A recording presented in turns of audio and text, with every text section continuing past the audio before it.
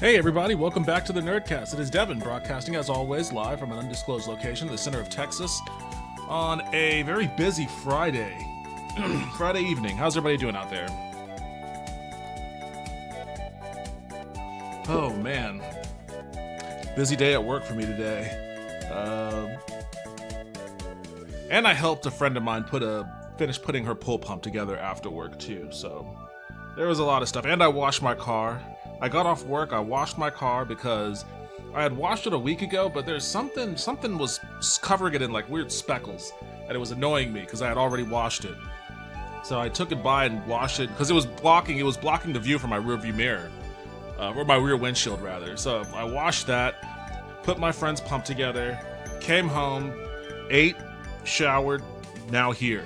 It feels like I haven't really had a chance to like sit down and chill all day. One of my co-workers was out in a family emergency. I had to cover a couple of things. While we already have one of our team members out on PTO for a few weeks. It was a lot. For a Friday, I guess it was a lot. So now I'm here. This is my moment to chill. Already, I'm annoyed with what I'm gonna have to do in Morrowind because I finished the quest where I got, I forget the name of the clan. I got them to I'm about to get them to recognize me as Nerevarine, but I have to escort the wise woman to that temple, which is like across an ocean. Escort quests in this game suck, so I'm not looking forward to this, but I feel, again, I say this every stream, I feel like I'm close to the end of the story on this. So I'm just gonna keep grinding. I'm gonna keep grinding my way through this game.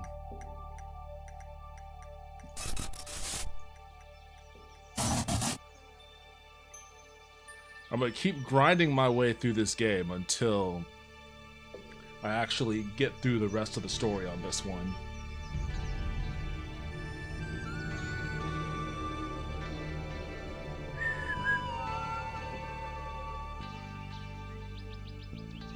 Have that Stardew Valley fading out while the Morrowind fades in.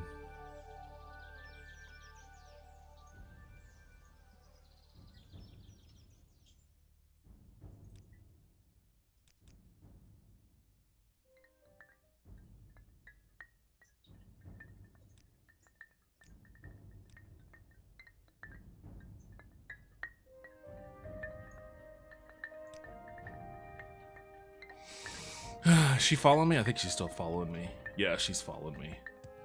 I'm gonna rest first.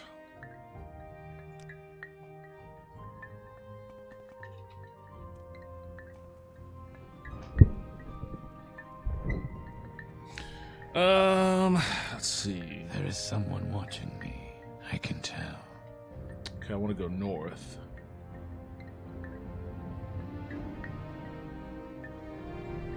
This I'm away.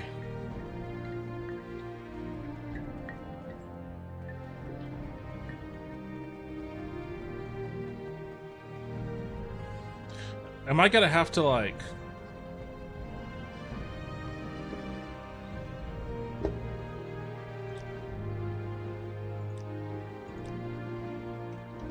I'm gonna have to kill these damn fish.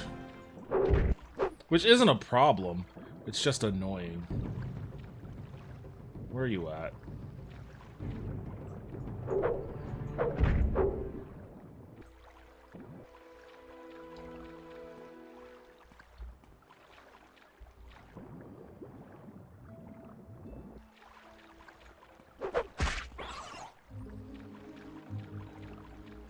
Like, it's just turning into like a wildlife management game. Just going around one-tapping all these. How am I gonna do this now? Can we walk up? I don't think she... Well, maybe she can. I guess I can, so maybe she can.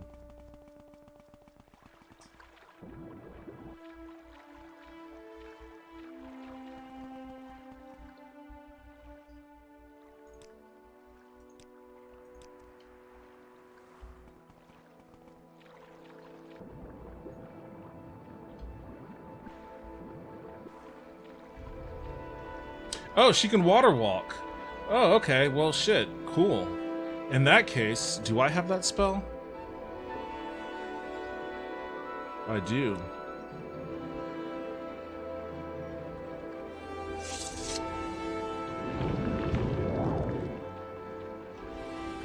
In that case, let's make this a lot easier on ourselves.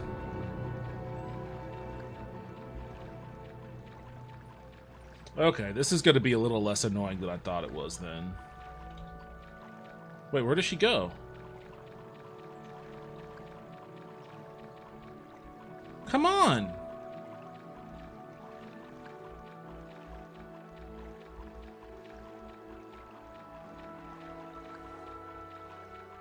What happens if I'm swimming and I cast? I guess I really can't. Hey, wait for me. I'm not even running. What are you doing?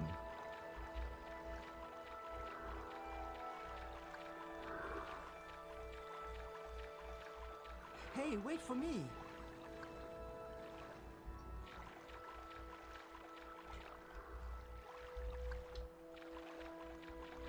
What's up, Suki?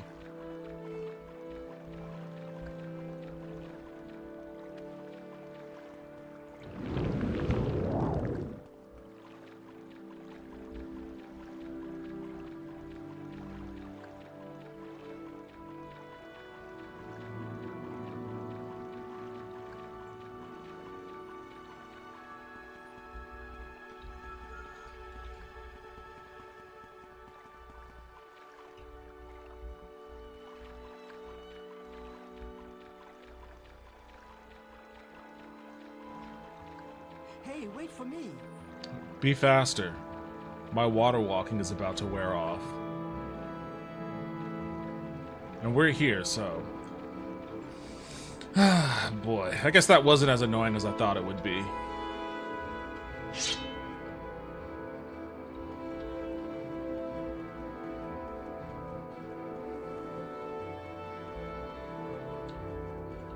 And these guys should all still be dead. Hey, if you're wondering why there's a bunch of dead priests in here, don't worry about it. Just know that this place is safe again. Wait, where'd I go? Here it is. You ready? Come on. Hey, wait for me. Yo, what's up, Lynn Ratman? Welcome back to the stream. How are you doing? I'm guessing I need to escort her all the way to the antechamber.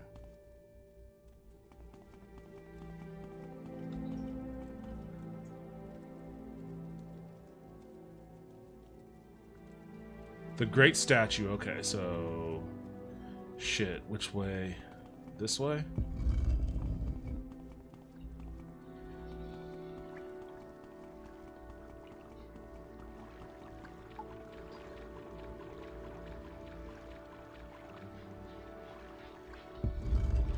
Here we go. This should be what you're looking for. Thank you. I said I would accompany you, Mortis, to see if you had made all Daedroth safe for Ahimusa. You have fulfilled my condition. Thank you, Mortis. The Ahimusa shall be saved. And if you wish, now I shall name you Nerevarine of the Ahimusa.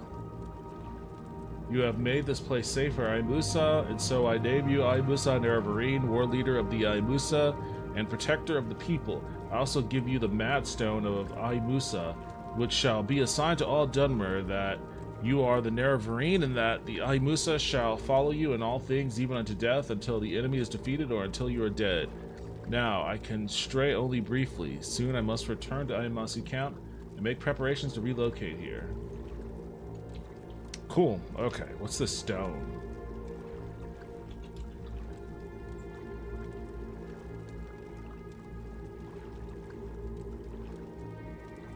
What is sound? What does sound do?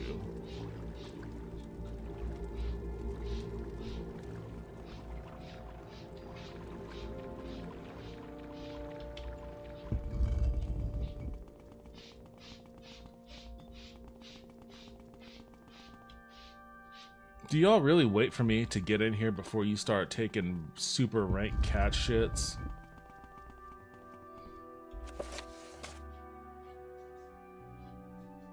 Oh, that was the last tribe. I have been named Nerevarine by all 4 tribes of the Redenfell Ashlanders. Urshilaku, Aimusa, Zainab, and Arabanimsun. Of the 7 visions of the 7 trials, I have 7 trials of the incarnate. I have now fulfilled the 5th trial.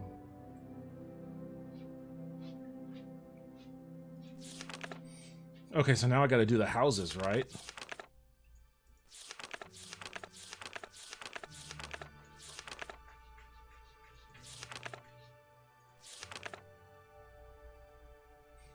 Yo, Genetic Memory Farms, welcome back to the stream. How you doing?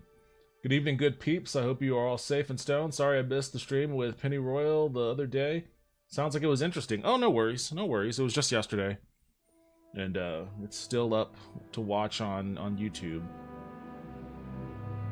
It was interesting, though. I'm doing good. I'm doing good here, working on a diagram and making a wooden base for it. My 2025 project is sculpting the Sentinel Gundam out of polymer clay. Oh, that sounds pretty wicked. That sounds like a hell of a project, too. How big? How big is it going to be?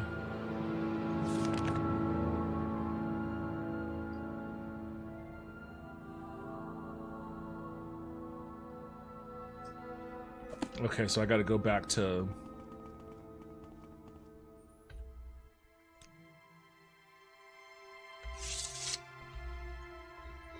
back to the Ashlander tribe.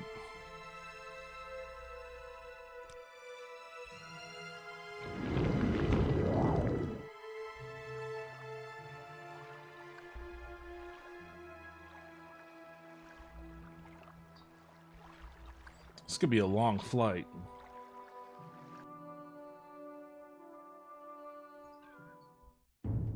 What is this place?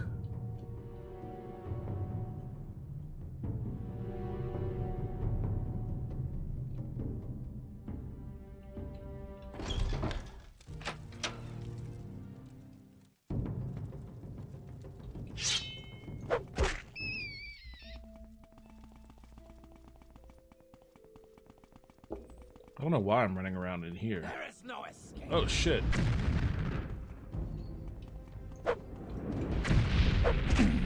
I don't know why you attacked me.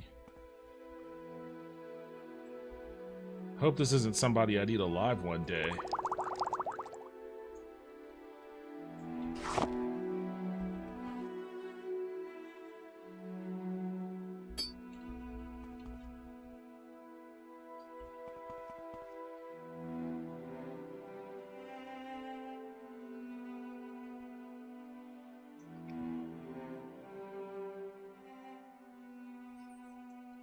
Already thinking about 2025, 2024 ain't over yet. Yo, what's up, John L? How you doing? Welcome back to the stream. This guy has a... I have a feeling I killed somebody I probably shouldn't have killed, but he shouldn't have aggroed me. As soon as I popped my head up on the thing, he just started blasting at me, so what else was I gonna do?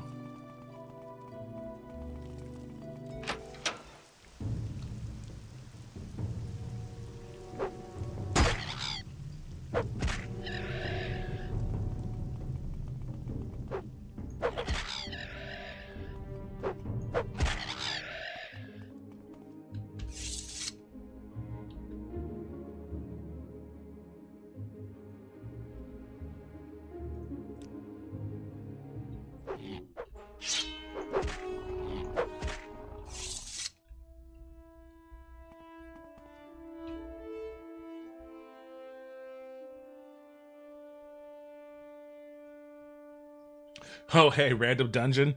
Yeah, I'm kind of worried that I killed somebody I shouldn't have. It's going to be 1/144 scale. Any bigger, it won't fit inside my clay oven. Well, fair enough. Fair point. Still should be really cool, though. Man, I love how these random dungeons have little self-contained stories. I'll have to explore that place later. I appreciate you haven't gotten sick of Morrowind yet. It's a tough game to play IMO. Yeah, what's up, JTrigger19? Welcome back to the stream. You aren't lying, though. It is a pretty tough game to get into. Like, this playthrough is probably the 4th time I've tried to get into this game.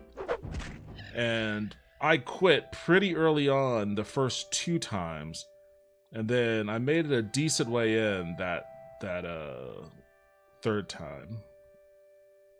But I still got kind of annoyed with it.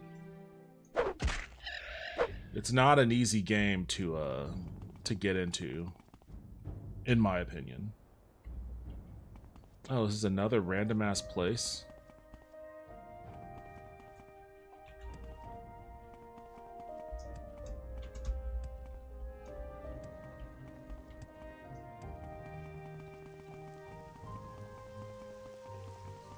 Are y'all gonna attack me?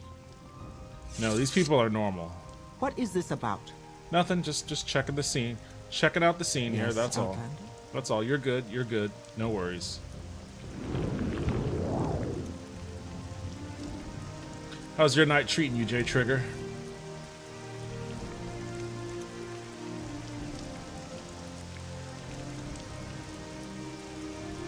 I will be honest with you though, I think, and this might be a little blasphemous for me to say, but I think I might like Redguard and Battlespear a little bit more than Morrowind.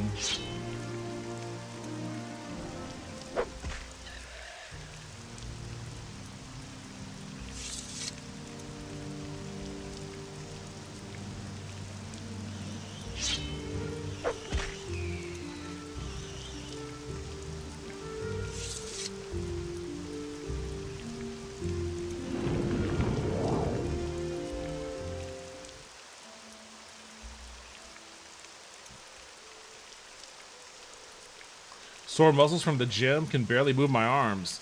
Nice. That's a good kind of sore. Reminds me that I need to get hit in the gym again. This week's not been a good week for that. But I can't make any more excuses. Luckily though, my office, the office that my job is at, they've always had like a decent enough gym, like a small little good enough for now kind of gym, but they just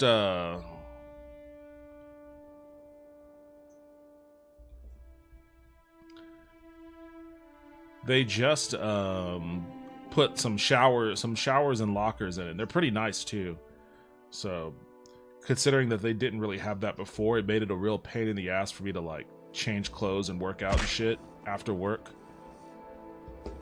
Now that they have that there, it should be a lot easier for me to do that, so I need to take advantage of it.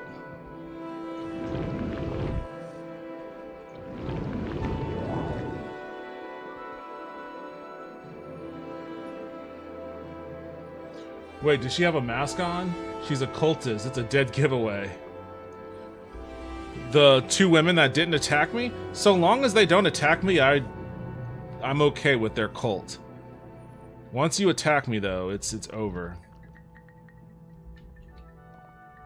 Yes, Outlander. What do you want?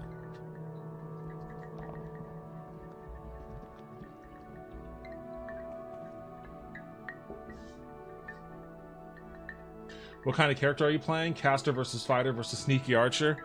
I think I'm technically like a spell sword. I'm definitely not sneaky, that's for sure. Morrowind is great for getting stoned and wandering around pretending to be an archaeologist. I haven't thought about it from that angle. Being a cultural anthropologist in the world of Morrowind.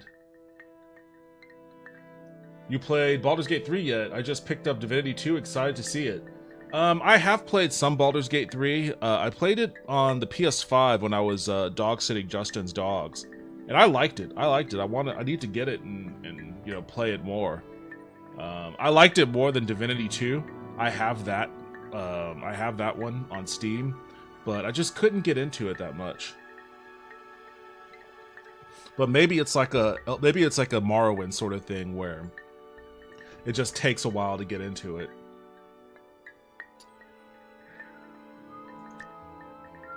You have been named Nerevarine by the 4 tribes of Radenfell. You have fulfilled that part of the prophecy. Urshilaku, Aibausa, Zainab, and Ira Benimson, all have named you Nerevarine. You have fulfilled the fifth trial of the seven visions.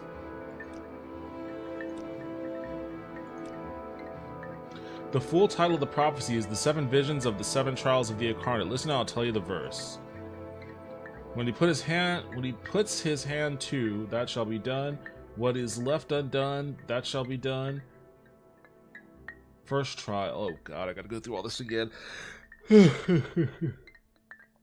First trial. On a certain day, to uncertain parents, incarnate moon and star reborn. Second trial. Neither blight nor age can harm him. The curse of flesh flies before him. Third trial, in caverns dark is where I see, and makes no shine in moon and star. Fourth trial, the stranger's voice unites the houses three and calls him Hortator. I don't think I've done that one. Fifth trial, a stranger's hands unites the Velothi. The four tribes call him Nerevarine. I just did that one. Sixth trial, he honors blood of the tribe unmoored. He eats their sin and is reborn. No idea what that is. Seventh trial, his mercy frees the cursed false gods, binds the broken, redeems the mad. One destiny, he speaks the law of the for Veloth's people. He speaks for their land and names them great. What does the prophecy means? It tells us who the Nerevarine will be and the trials he must undergo before he fulfills his destiny. Some parts I understand, some parts I do not. I will answer your questions as best I can, but I cannot pretend to understand it all. Okay. This refers to your birth sign, to your birth on a certain day and uncertain parents, just like the stranger of the prophecy. You have overcome the curse of flesh. That you have overcome the curse of flesh is miracle enough, but that it should protect you from blight and age is past belief. Now the signs of my dreams are clear. You fulfilled the second trial. Tell me what you saw and heard in the cavern of Incarnate. See, listens carefully. It is as I seen in my dreams. It is a true dream sent from Azura to guide me. The fourth trial is, a stranger's voice unites the houses, three halls, and calls him Hortador. When you have been named Hortador by each of the three great houses of Radenfell, come to me for further guidance, for you have passed the fourth trial. So this is what I have to do next, I guess. When a greater enemy threatens the great house, when a greater enemy threatens the great houses, put aside their quarrels and choose a Hortator, a single war leader, to lead all the houses. Only a great house council can name a Hortador, and all councils must agree. Speak with the Redoran Consular, the Hlalu Consular, the Telvanni Consular. Oh, and the Telvanni Consulars. Prove to them that Dagoth Earth threatens when you are named Redoran Hortator, Hlalu Hortator, and Telvanni Hortador. Only then will you be the Hortator named in the prophecy. Jesus Christ. This is a lot. Are you under subpoena for these trials? Yo, what's up, Wisp? Welcome back to the stream. How are you doing tonight? No subpoena, but reading all this is certainly like a deposition. I do not know the ways of the settled people, but I do know in the Council of Chiefs you must cultivate a friend and beware an enemy. Find one who is willing or who is well disposed to you. Win him and use him to win the others. And the most powerful chief, he is most likely an enemy since he loves his power and hates to share it. Recognize your enemy and prepare for him. Go to Balmora, the chief town of the Hlalu. I believe the counselors meet there in a great house with many rooms. The Hlalu are soft and cowardly, sly and greedy.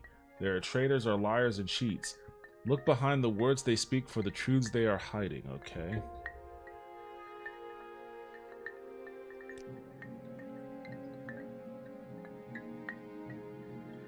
I'm told that the wizards who speak for the Telvanni counselors may be found in a strange building in Sadrith Mora. The counselors themselves are ageless sorcerers living in towers scattered over Vradenfell. I know nothing about them except that they are old, terrible, and evil. Oh boy. Why would evil wizards...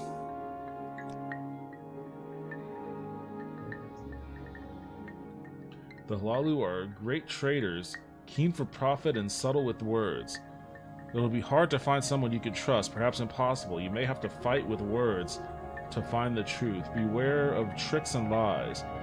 Seek behind appearances. Look for hidden power. Be wary, be suspicious. No, that's what I want right here. I do not know the ways of wizards.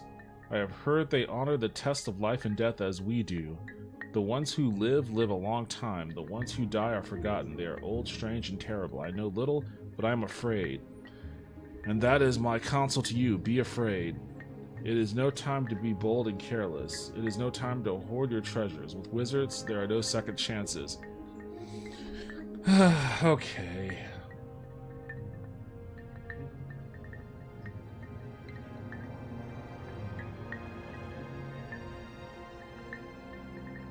I did the 5th trial, right? Yeah. What about the 6th trial? I am not sure. The tribe unmoored may mean the 6th house, House Dagoth, which was exterminated after the Battle of Red Mountain. But it may also mean the Dwemer, or the Dwarves as Westerners call them. And Cadig Sid is doing an atonement for another sin.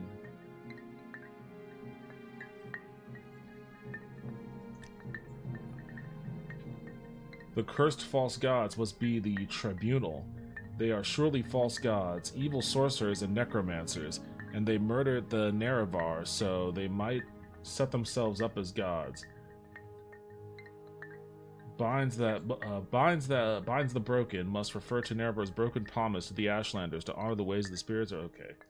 Alright, I guess that's all the information I'm going to get, which is a lot. May you find me worthy of your attention. It's a lot of information. It's a lot of information.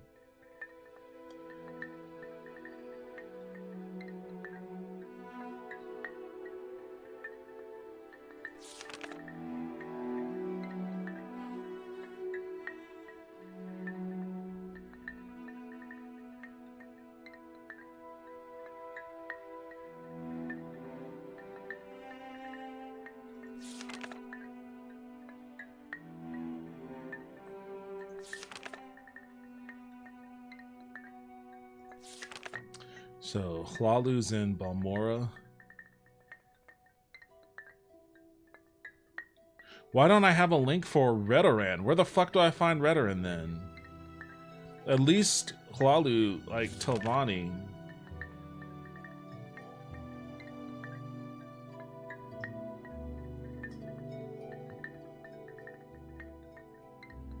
Tel Arun, Tel Voss, Tel Mora, Tel Branora. And Tel Naga's right in the center of Strideth Mora. Okay. Should I start with the wizards? Why isn't there any information on Redoran?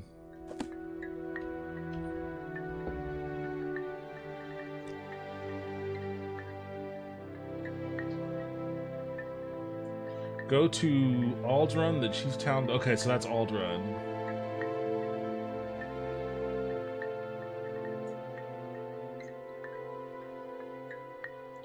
Since they love the temple and Vivek, they cannot love you. The temple warriors hate the Nerevarine prophecies and will kill you if they see you. Be careful.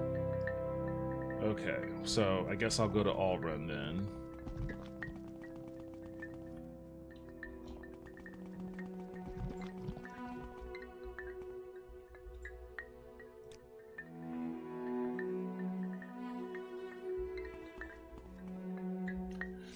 Nah, you just gotta do some quests for 3 houses. Should be a piece of cake for a seasoned adventure. Well, yeah, once I figure out where to go, it's probably not gonna be that big of a deal. But half the battle of this game is figuring out where the fuck to go. Alright. So just due south. Is there something you need? Woo! I failed the casting. Damn it, lady. You fucked me up. I was gonna make a grand escape and you got in my way and distracted me.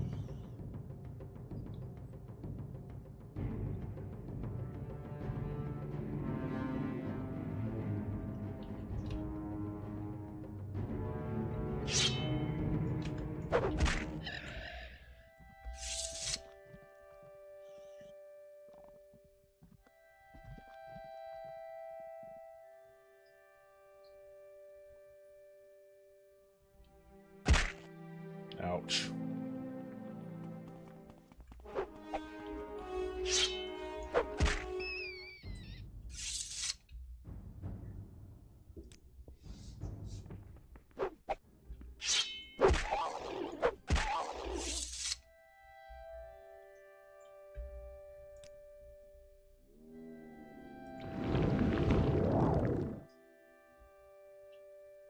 If you don't know where to go one more time, I'm calling the police.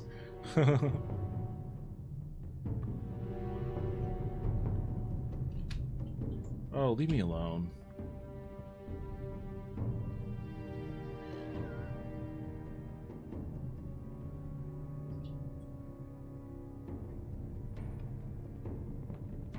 I think I'm here anyways. Is this it? No, this is Margon. Oh shit. Ooh.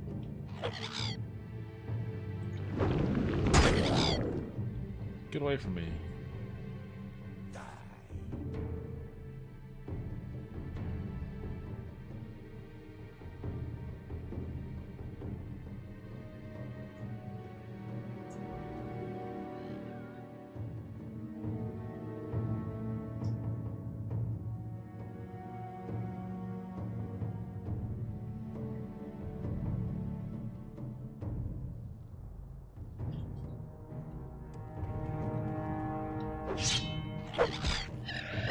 God.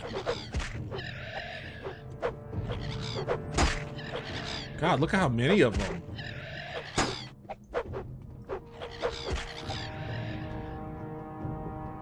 I need my crowd control sword.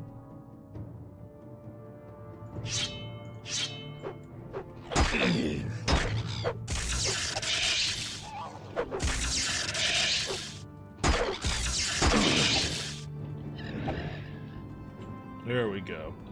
Wait, you too?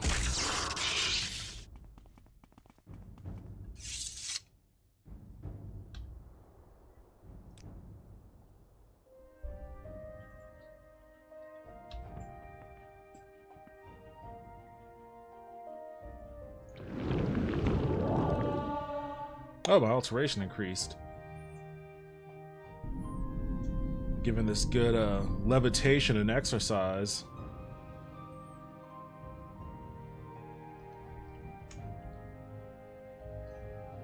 Alright, it should be just over this mountain here.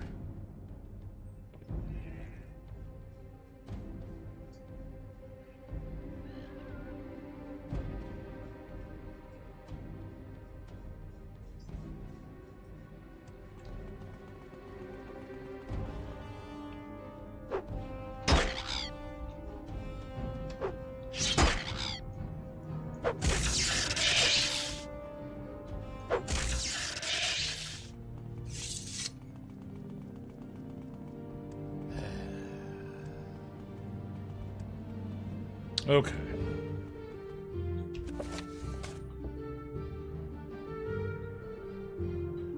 I feel like the whole appeal of Morrowind is you have no idea where to go, and you wander around and stumble onto random dungeons. Is that the appeal?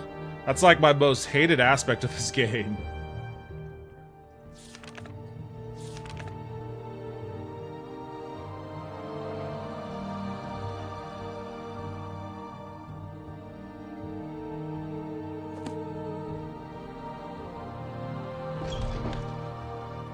Alright, so what? There's chief of the town is somewhere in here.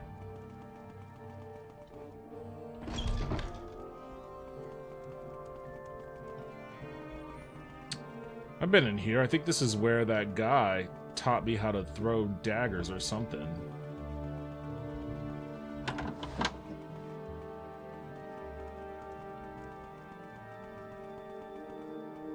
Come on, I haven't got all day to stand around and talk to you. Mortis, false incarnate, agent of the Emperor, outlaw, unbeliever. House Ritteran knows how to deal with outsiders like you. Speak with Naminda in the Redren Council Hall. I thought she was getting ready to pop off on me. Wait, hold on. What was that name again? Naminda.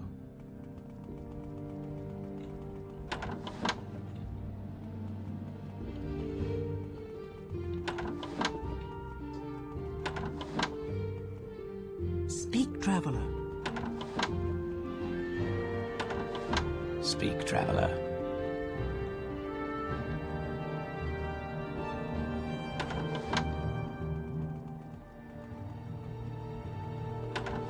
I've got better things.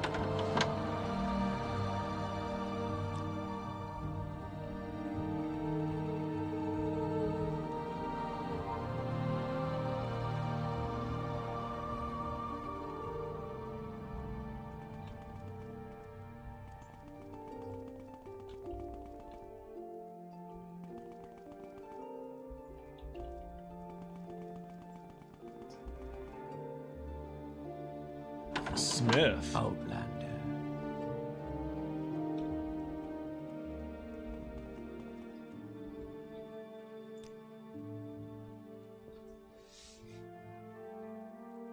And the random side stories are more interesting than the actual main quest. The main quest picks up. I would have agreed with you. I would have agreed with you before, but Let's hear it. I think the main quest has actually gotten a little bit more interesting than what I found it prior to. Okay, Outlander, but make it quick. I don't even know.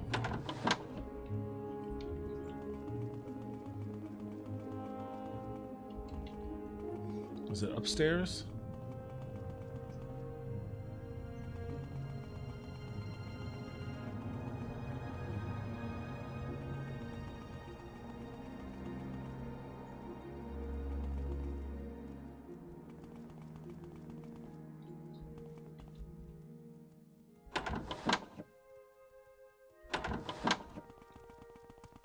Come on, I haven't got all day to stand around and talk to you. Jesus Christ, this place is really annoying.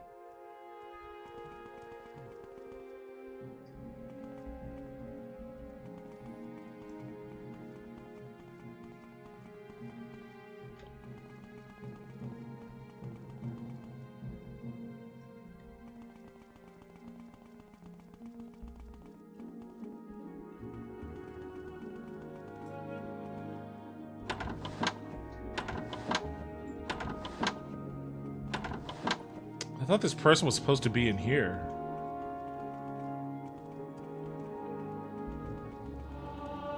I've got better things to do, so if you don't mind, let's move this along. Speak, traveler. Let's hear it.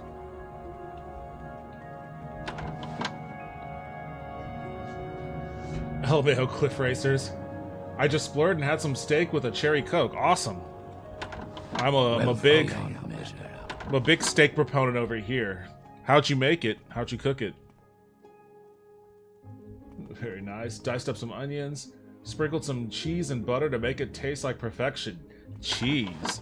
Okay. You sprinkled cheese on your steak? Wait, what kind of steak was it? What cut of meat was it? I haven't got all day, you know. That's a new one for me.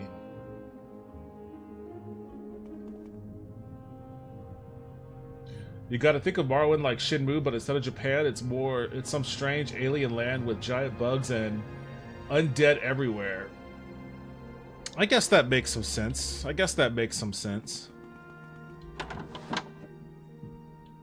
Okay, Outlander, but make it quick. This game doesn't have this game doesn't have the personalities that Shenmue has though. Like you had a lot of wacky personalities in Shenmue. You had Tom, you had Goro, Lundy, you had that weird Chinese assassin that was like Speak, traveler. That was like Golem.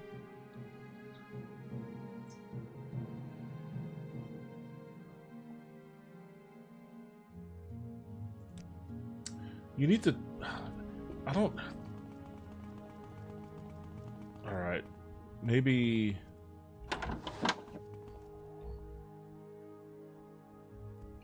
no, this is the entrance, and she specifically says the hall.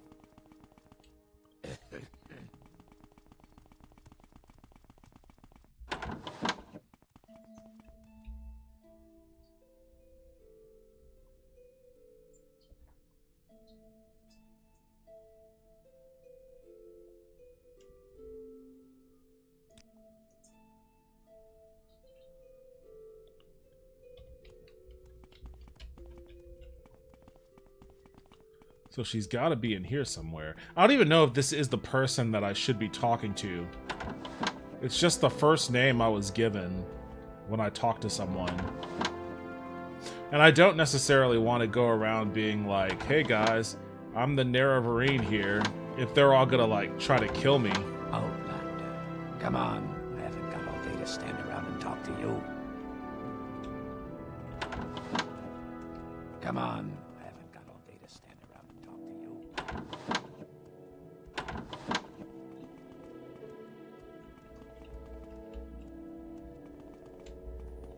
She's not hiding behind one. No, I guess not.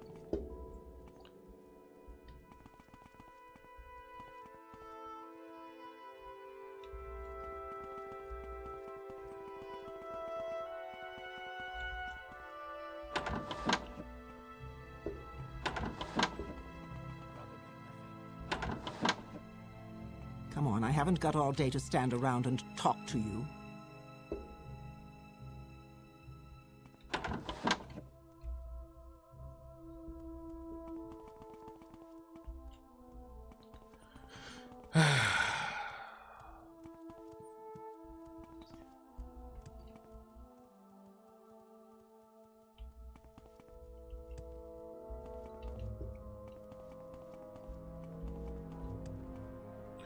Where is this person at?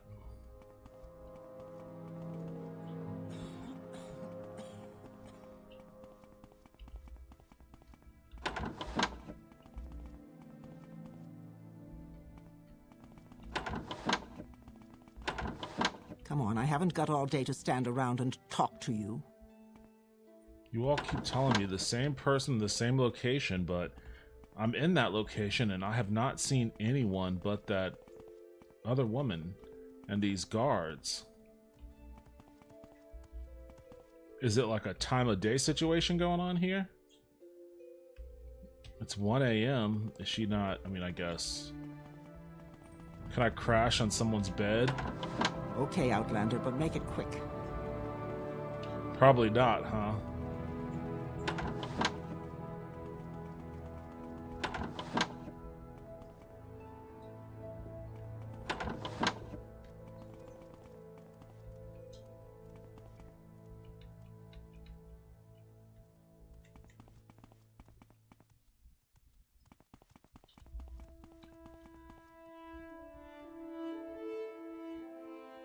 What cut of steak? Sirloin skirt? You are right, Morrowind is low on personality, especially the weak dialogue.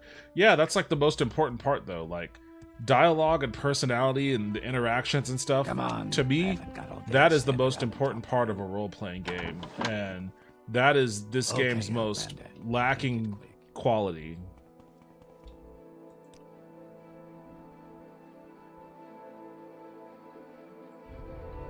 That is this game's most lacking quality, is that there's like very generally generic. There's really no dialogue. Because a dialogue implies that there's like a back and forth. It's two people, like, yeah, two people. There is no dialogue. It's just people monologuing at you. And then very blandly at that. Come on, I haven't got all day to stand around and talk to you. Let's hear it.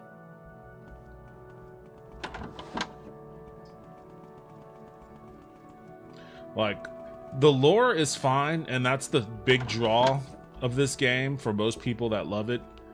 But, I've got... you know, outside of the lore, there's really nothing. Like, characters repeat lines Wealth beyond measure. so I've got often. better things to do, so if you don't mind, let's move this along. Characters repeat lines so often, and all the the voice actors are generally the same. Like, the world just doesn't feel... This world never felt lived in to me. It doesn't feel like a real, like, lived in world. Alright, I'm about to lose my mind. I don't know what else to do. I've been running around in circles, going into the same rooms non-stop. They all keep telling me this person is here. But I've not seen them at all. There is someone watching me. I can tell.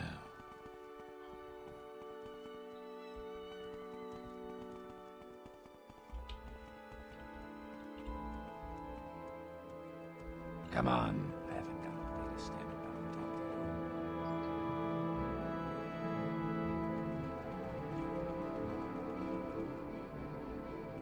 to you. I haven't even seen a room. I guess maybe they just don't live in this area, but I haven't even seen a room assigned to the person.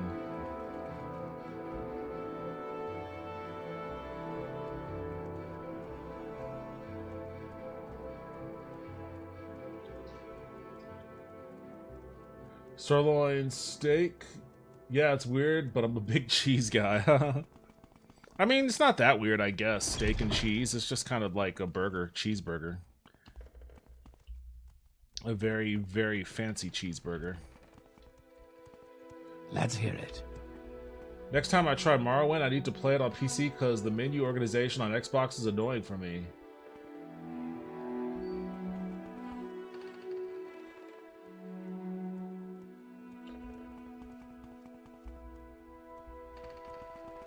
I'm doing open Morrowind too. Which means I should find some mods for it.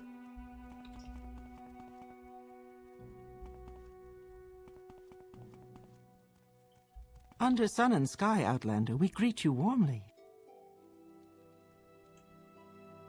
Pardon me, but there's a very strange man in my house that he won't leave. Will you go? Sure, why not? He's talking to himself. He won't listen to me. He looks very strange. He stares at me funny, and he seems to have lost his shirt. What the fuck? Please get him out of there. He's scaring me.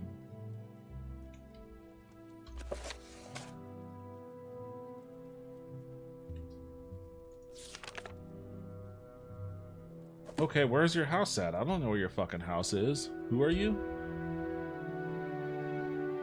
Gendrala?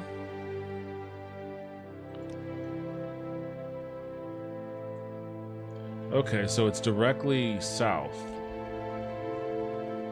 Is it this one, or is it, I think it's the one, is it this one? It is this one. Alright, some shirtless dudes in here. Hey, bro. What now? Dreamer. You have betrayed Lord Dagoth. Taste his vengeance. Oh, okay. Well, what about him? It is the hour of awakening. He comes forth in his glory, and his people shall rejoice, and his enemies shall scatter like dust. Okay. We are the Dunmer. Once this was Dunmer's land, and it will be once again. Hey, what are the latest rumors, chap? It is not a rumor, it is the truth. Lord Dagoth, Dagother, Lord of the Sixth House, and Savior of the Dunmer people, has awakened. And with him shall all sleepers awaken, and Morrowind shall be cleansed of the stain of false gods and foreign rule. Okay. Morrowind is the ancient homeland. This guy is really chatty for being like a crazed cultist assassin. Morrowind is the ancient homeland of the Dunmer people. Once in ancient days when the Dunmer ruled themselves in their own land, this was called Resdane. Now we are weak, no more than slaves, ruled by foreigners who serve false gods. But now Lord Dagoth, Dagother, Lord of the Six Houses, awakened. Now the restless shall wake from the sleep, and this will once more be the land of the free and proud Dunmer. Okay. Necromancy is the evil sorcery of the invaders, an abomination to our ancestors. All true Dunmer worship their ancestors and honor their traditions. Our ancestors are now mad with shame and hatred, seeing us brought low by beast and lesser races. Okay, so he's a Dunmer supremacist. Only when we have driven the foreigners from their land can our ancestors rest. Prophecies say Lord Nerevar will come again to drive the foreigners from the land and restore Dunmer and Morrowind to its former glory. Red Mountain is the heart of Morrowind. There Lord Dagother dwells, and from Red Mountain he shall come to drive out foreigners and restore the ancient glories of Dunmer. Go to him beneath Red Mountain, kneel before him, and he will show you mercy and gather you into his household. Salseem, a terrible place, I've heard. Everybody, no matter who it is, whether it's just like a crazed psycho religious cultist under some kind of magical spell, or just some like barmaid, they all talk shit about Salseem. They will all have an opinion, and they'll all share it. All right, guy. You need anything else?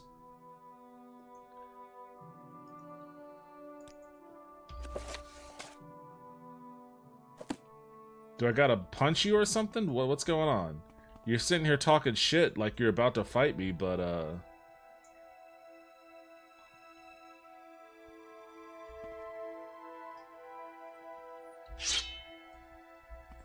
last chance. You idiot. Alright, pal. I tried. What do you got on you? Nothing, nothing, nothing. Dispose of your corpse. Probably shoved him into the oven here.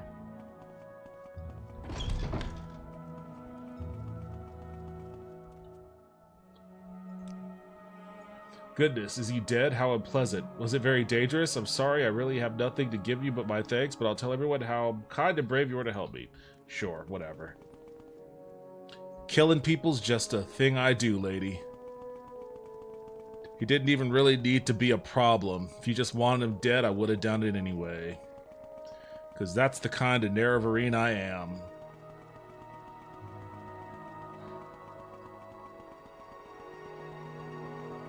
Alright, let's chill here for... What? Why is this still illegal? I'm outside of the fucking city.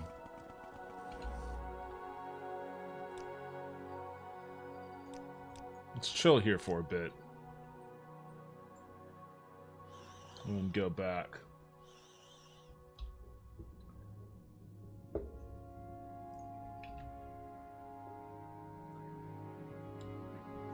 That's it, 911 time. Hello, it is me, and I was just in Helldivers, in a Helldivers stream, and it was fun. Yo, what's up, Toaster? Welcome back to the stream. I haven't played Helldivers in a while, but I was supposed to with Joe. I need to figure out what he wants to play. That game kind of fell off ever since Sony fucked them over. I don't know. Are a lot of people still playing it? Are a lot of people still playing Helldivers? I need to get back into it. How educated on the lore of the Elder Scrolls are you? I really enjoyed it, and Morrowind's lore is amazing. Not very educated. There's too much. There's too much lore. Elder Scrolls has too much lore.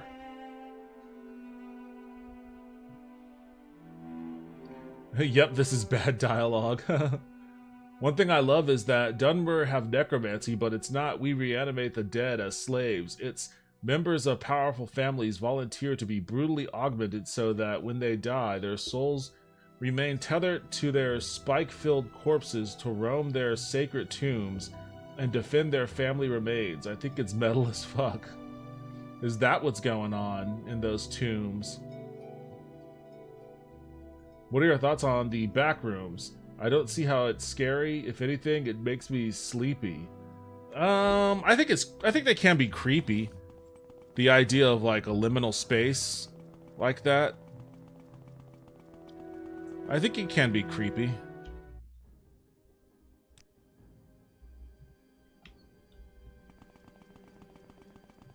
Oh, here we are.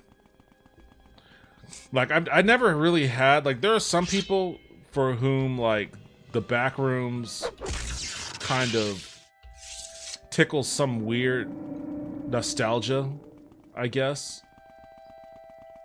But that's never been the case for me. I know there are some games, there are some horror games. Maybe I'll play them. Maybe I'll play them in October for Halloween. I know there are some games that are set in, like, backroom type spaces. But honestly, I can't find that. I can't imagine that being scary. Probably more boring than anything else. But I don't know. I'm a coward, so you never know. Well, I'm not a coward. I easily scare and then I bulldoze my way through for the most part, except for Mortuary Assistant. I walked away from Mortuary Assistant completely.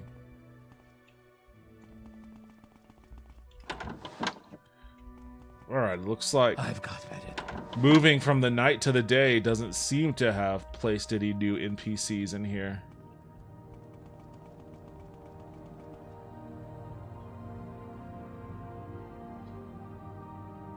Killing is your business and business is good.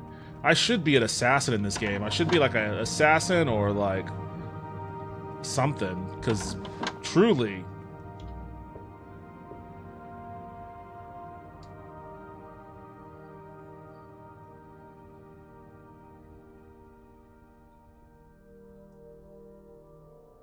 I don't have a bounty at all. I don't have any stats that show me how many people I've killed.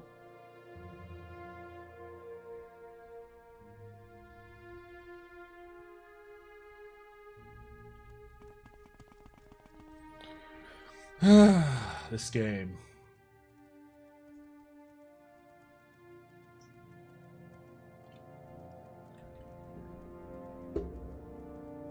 Alright, let's see here.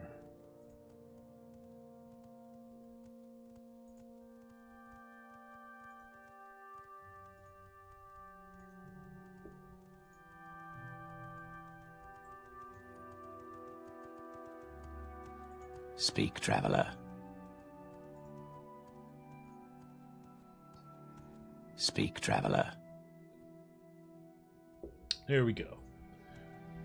I'm playing Sinking City, and that was pretty creepy. I think I played a bit of that. Sinking City, is that like the Lovecraft-style detective game or something like that?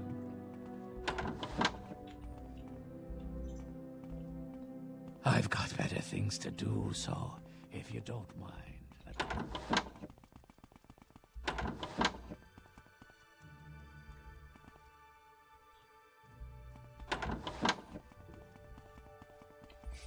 Yes, that's it.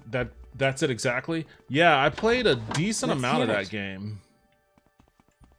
I kind of enjoyed it. It wasn't bad. I don't know who developed it. I was kind of surprised by it because it just seemed like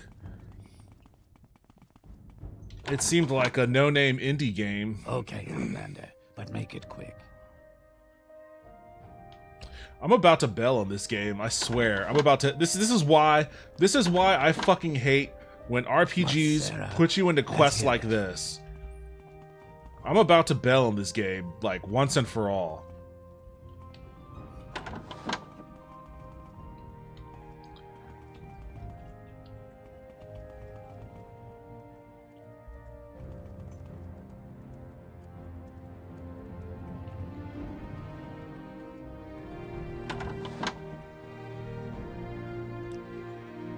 Speak, traveler.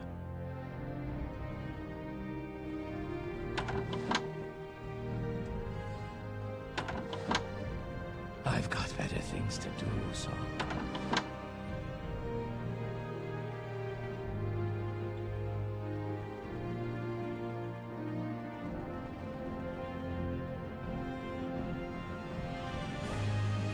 It's pouring where I am, so I will take advantage of the vibes and bring out my Akira manga collection to read. Take it easy, man. Yo, thanks for stopping by. Traveler. Reading Akira in the rain. That sounds interesting. Let's hear it. Why not just look up where you need to go, or are you just trying not to do that? I mean, I keep talking to these people. Okay, Look. Make it quick. If you want to join House Redoran, speak with Naminda, Naminda at the Redoran Council Hall. Okay. Where am I at right now? I'm at the Redoran Council Hall. Like, this is the location that I should find this person, right? Like, that's what they're telling me. Speak with her at the Redoran Council Hall. Everybody that I talk to says speak with her there. I go out to this room, and this is just the console entrance. So I would imagine that she's not in the console entrance, but rather in the console hall, like everybody is literally saying she's at. Redoran Console Hall. I've got better things to do, so if you don't...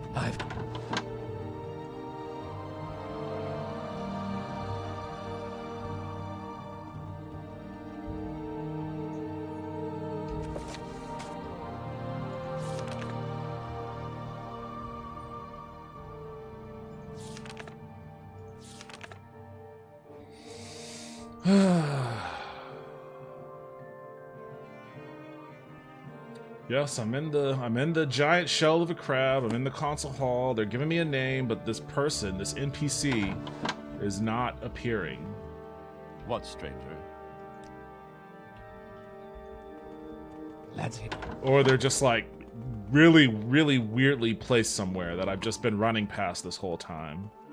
Like, are they hiding in a corner or something? Are they in the bushes here?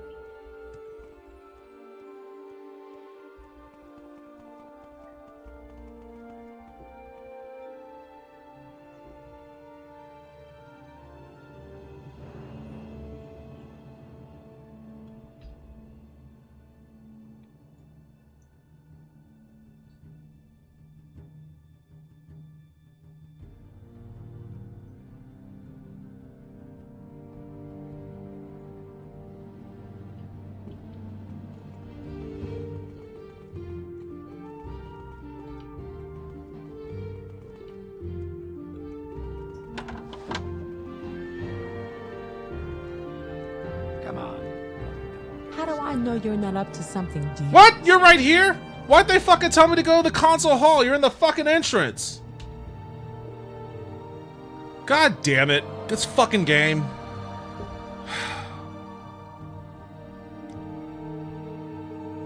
You are a fraud. You hide behind false prophets of the Incarnate and the Nerevarine, but Baral Saleh, captain of the Watch, says you are an agent in the pay of the Imperial Intelligence Services. You are an outlaw without honor and cannot hope to be admitted to... Okay, well, you know what? Fucking...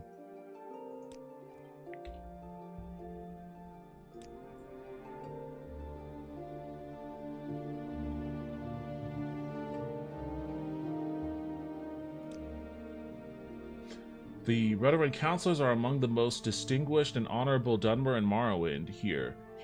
Perhaps you would like to review a recent edition of the Red Book of Great Houses of Redoran. It lists its current Redoran Councils and their residences.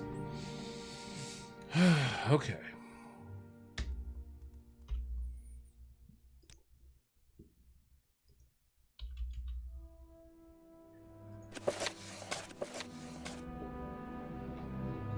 She gave me a yellow pages.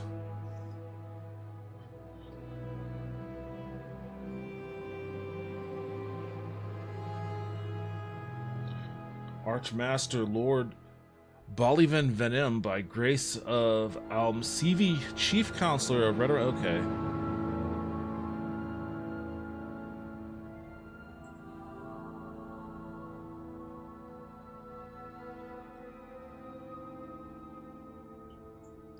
Well, what? She was saying that I probably need to talk to some of the, not super high up people.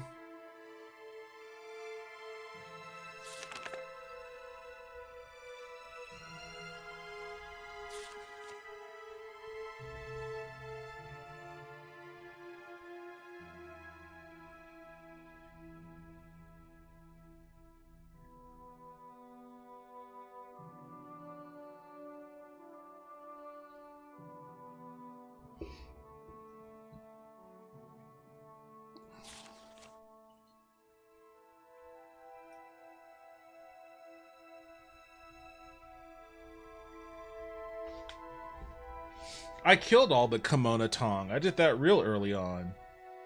These guys shouldn't be an issue anymore.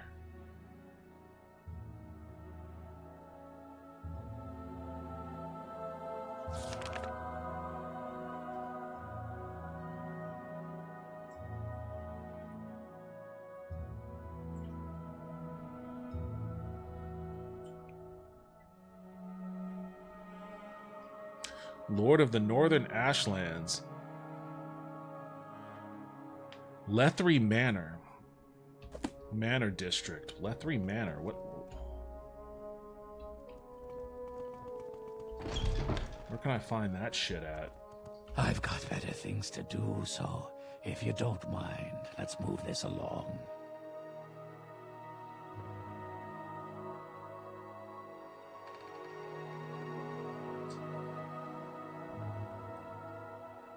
So it is this spot here. That says Enchanter, though. Okay. Why does that say Enchanter? Make it quick. Guys, what the fuck, man? Jesus, stop crowding me. Really? You're gonna both sit there and... Oh my god.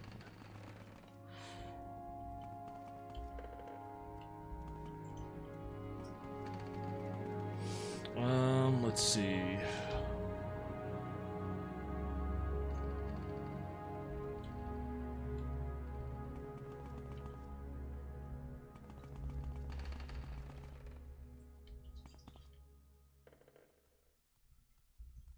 Is it over there? This is where I just came from. I've got better things to do, so if you don't mind, let's move this along. Oh, it's down there.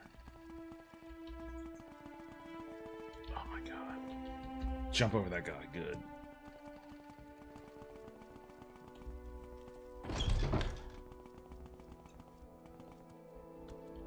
Okay, Outlander, but make it quick.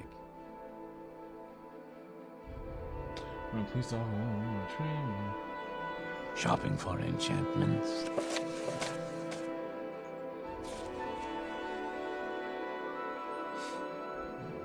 Garissa.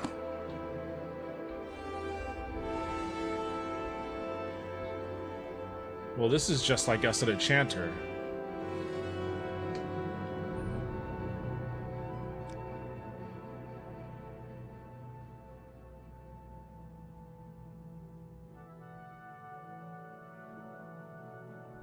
Okay, well, I didn't see the, I didn't see them on the map.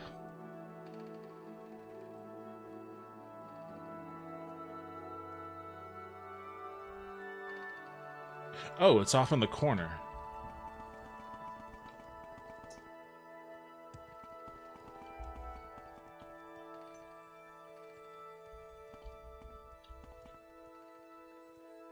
They're even blocking each other.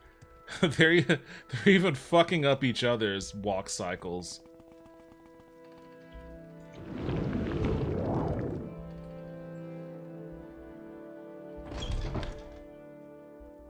Never mind the dude that just came flying in here.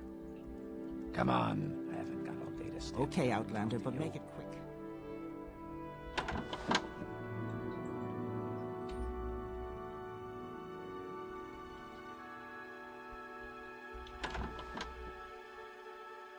Come on, I haven't got all day to stand around and talk to you. Let's hear it.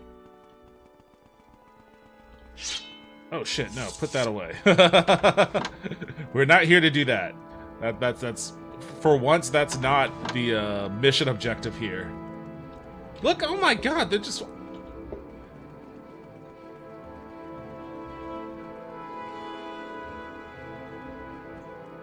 This better be important, Dunmer. Speak, traveler.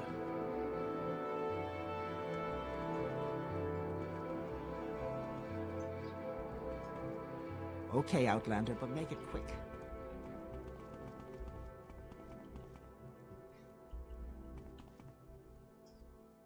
get wrecked by NPC shenanigans. Okay, Outlander, but make it quick. Speak, traveler. Here you are.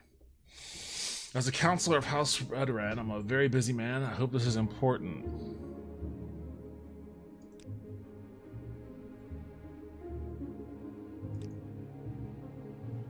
The Hordador is a war leader chosen by the councils of the Great House. Why do you ask? Ask how a Hordador is chosen? Tell your story, it has to be confirmed as Hordador. Well, I have a feeling that telling my story is probably a bad idea. So, let me just ask. Only the Redoran counselors can choose a Hordador for House Redoran, and it must be unanimous. The Hordador's duty is defined by ancient custom, but in essence, a Hordador is a house champion who must be skilled in combat and known for courage and honor. Hordador is more of a chief hero than a general. The council's plan and approve strategy. It's a terrible system. The legions aren't like that. The generals ignore the politicians and win the wars. But a Hordador leads by doing. The champion who wins... Okay, yeah. Just tell me how I get there.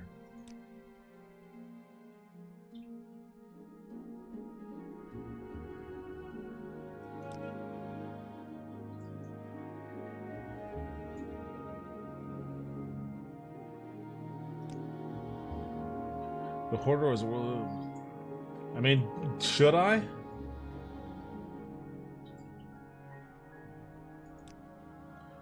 Hold on, I'm gonna save just in case telling my story really fucks everything up. Where is that slave?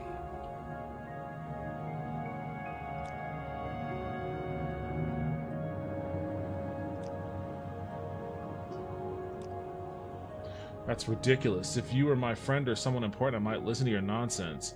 But Beryl Sala says you're just an Imperial spy and a pretender. Okay. Beryl Sala.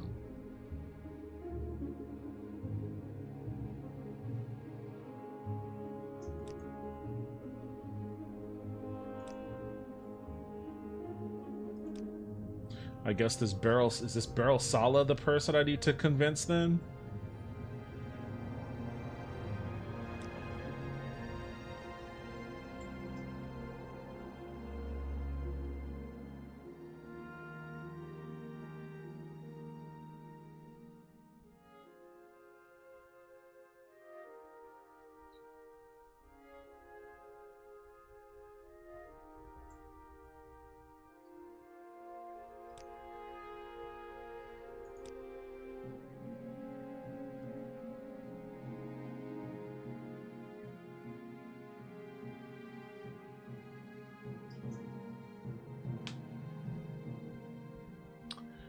Okay, who is Beryl Sala?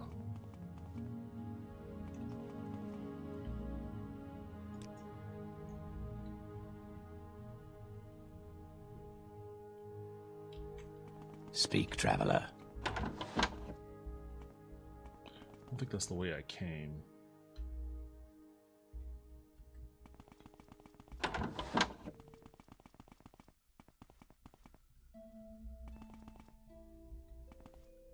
Let's hear it.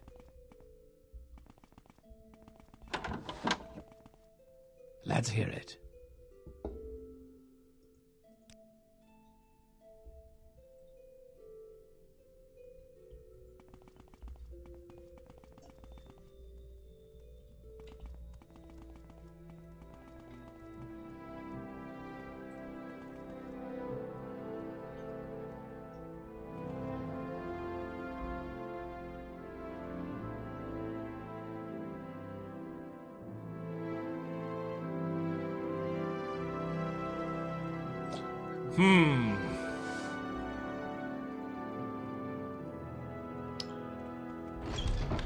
I'm a little bit at a loss now. Apparently, people have been shit-talking me. Well, I guess it's not really shit-talking if it's true, huh? I mean, I'm not a pretender, but I am an Imperial spy. So I guess I can't really bemoan that.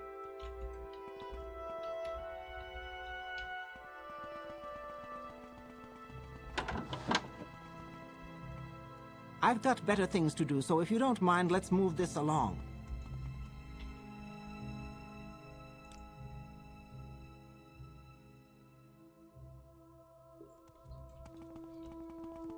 I don't even know who this Beryl Sala is. Who are they to be fucking going around talking shit about me?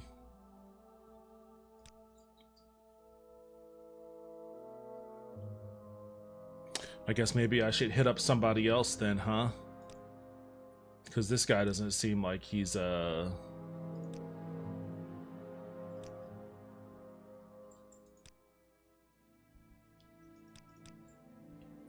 guy doesn't seem like he's on board. Stand around and talk to you.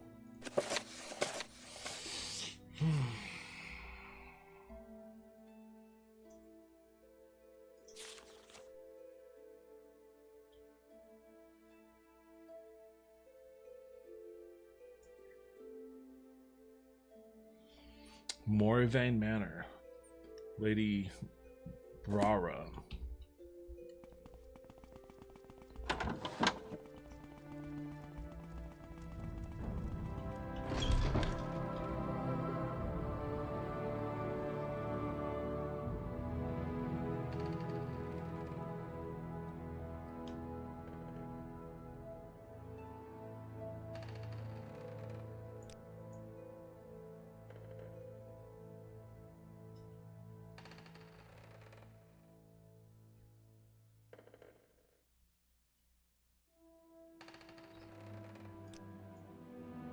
I don't see that name here.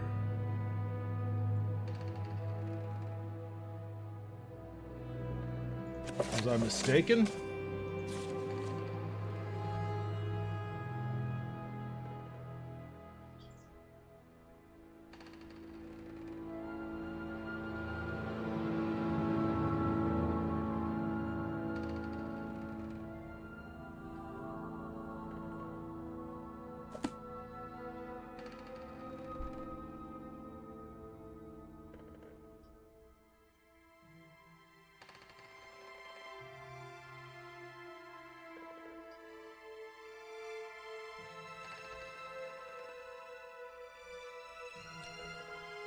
Well, I don't see that one, so I guess I'll try the ones that I do see on here.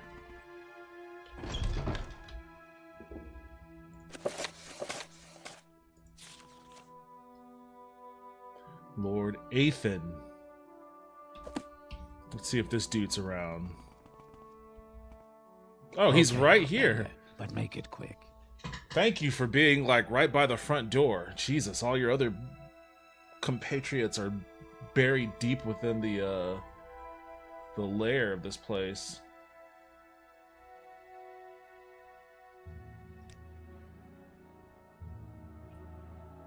Since Morrowind Manor has been overrun, Mistress Morrowind stands at the Redoran Council Hall. Oh, okay. What? Morrowind Manor has been overrun. What the fuck does that mean?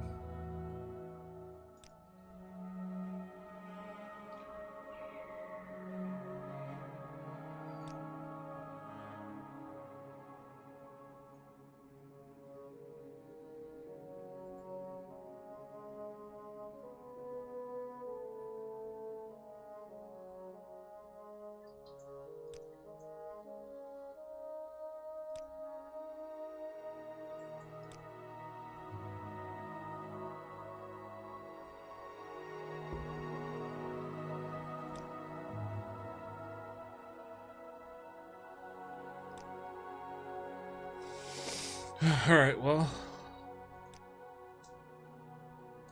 You have told a remarkable story. It has the ring of truth. You may have been deceived, but I believe you. I may be able to persuade other counselors to believe you as well, but as a condition of my support, I require a favor. Rescue my son, Varver Sarathi, from Venom Manor. Okay, what does that mean? It's the first manor to your right when you enter Scar.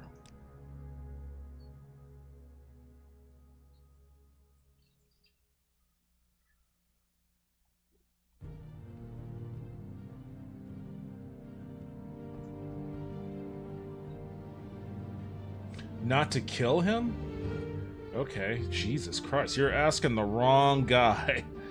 Well, I mean, I don't know where Scar at. You're asking the wrong buddy here. Not to kill him. Everything I do is killing.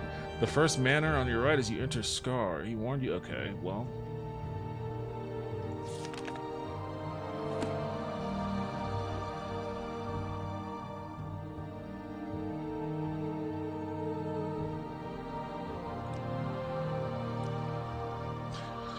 I don't know what Scar is, but I'm imagining it's... Speak, traveler.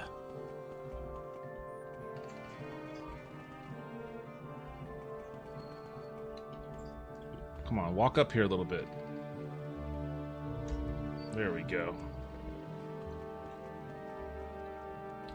Oh, fuck. Okay. Is this where I want to go?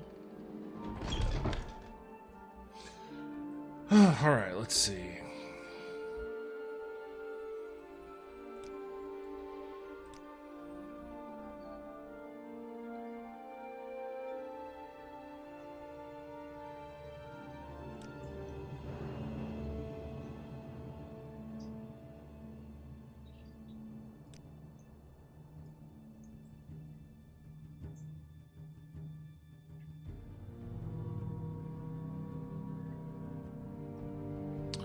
Is this some other place, or...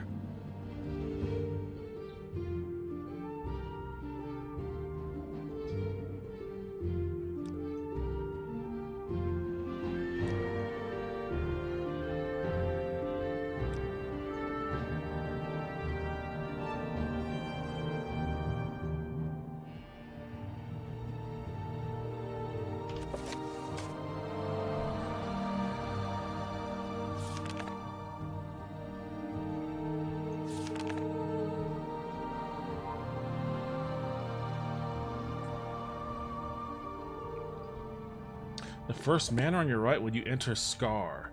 Well, what the fuck is Scar? What is that?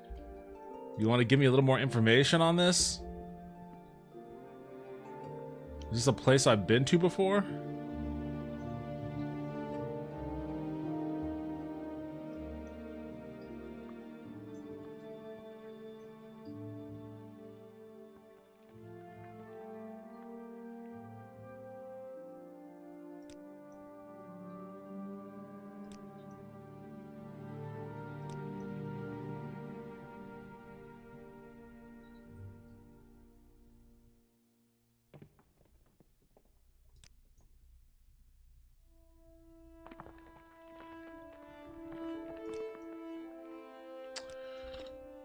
Okay, well...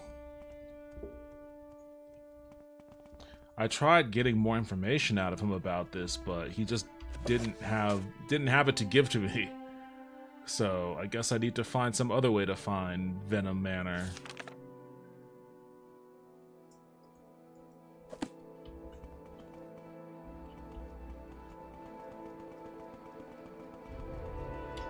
What is it, Sarah?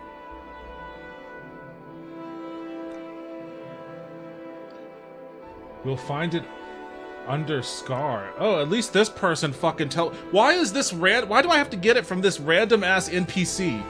When I'm rescuing that dude's son, you'd think he'd be the one to be like, oh, Scar is the shell of the Emperor, Crab Outlander. So it's just this fucking thing? Jesus Christ. Everybody knows I'm an Outlander. Why not treat me like one and just, like, talk to me like I'm a dummy? You know, just be like, oh, this fucking thing here.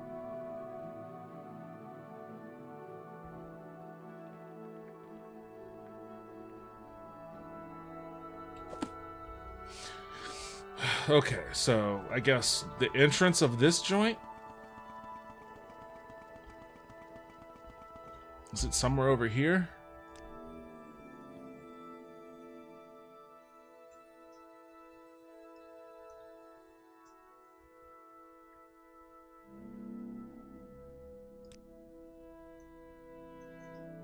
Wait, what did he say?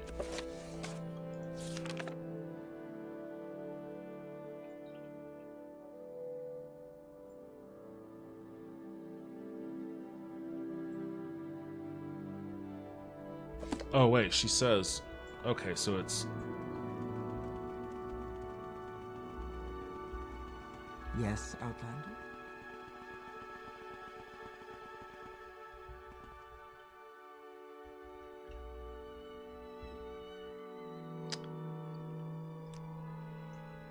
Oh, that's more... I didn't realize that they were outside of this joint, too. That's where Morrowind is.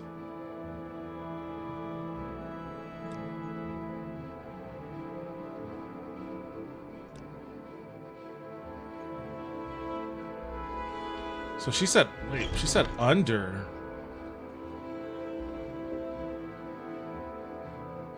Oh. Wait, what the fuck? This guy couldn't take 2 steps to his left to go get his son?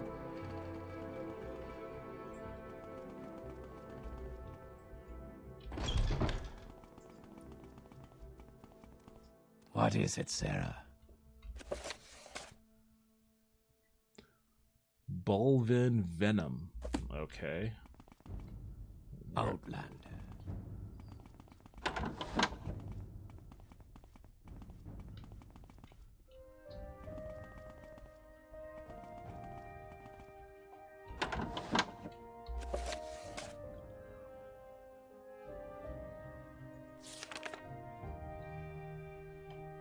Okay, he's keeping him in the right wing. I'm in the right location.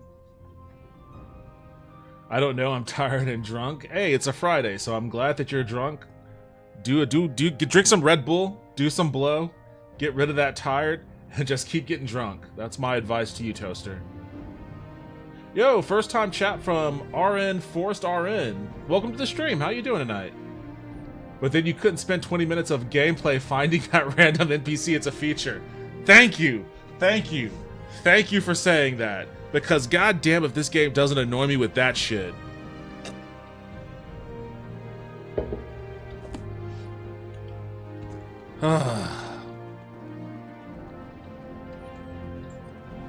Playing this game makes me realize how much I absolutely love Daggerfall. Every aspect of Daggerfall was perfect. No notes. No notes for Daggerfall.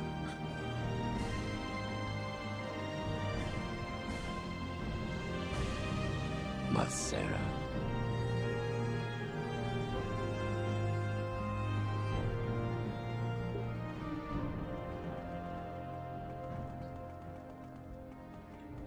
Alright. I am perusing the right wing, but have yet to find...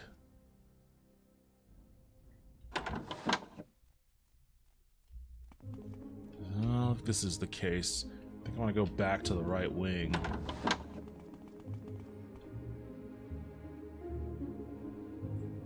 I'm doing well. Thanks for playing this game. Oh, no worries. I've been playing it for a while now. Thanks for popping in and watching me play this game. Is more like it. You can enjoy me getting incredibly frustrated at the most basic of things. Should I even ask about this kid? Why do I have a feeling that if I mention his name, Yes, they're gonna pop Outlander? off on me?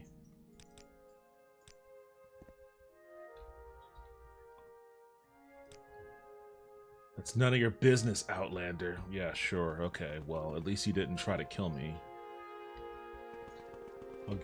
I'll credit you that.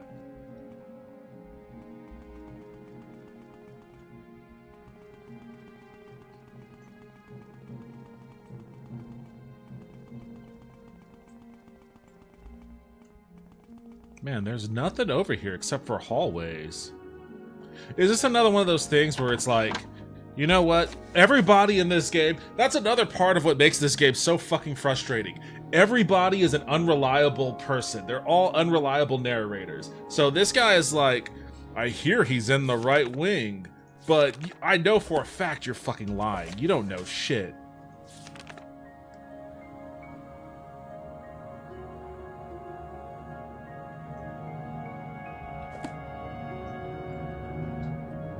Yo, Vector408, thanks for stopping by tonight. Welcome back to the stream. How you doing? Brings Heal Nerdcast complete set of brooms and dustpans until he asked me what nonsense is this? It's a great question. What nonsense? Are you trying to tell me that my room's a mess? I don't know. You can't even tell from this camera shot, but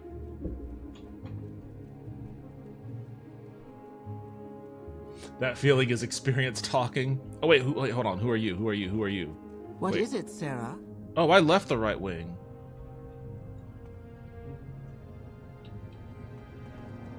What is it, Sarah?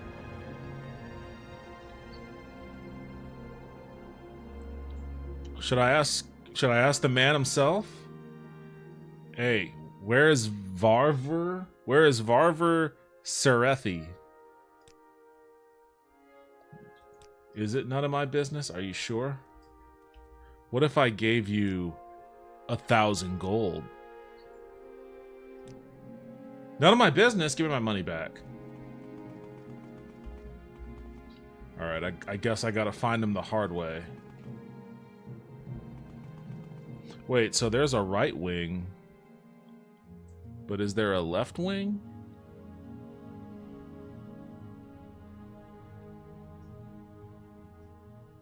Doesn't look like it.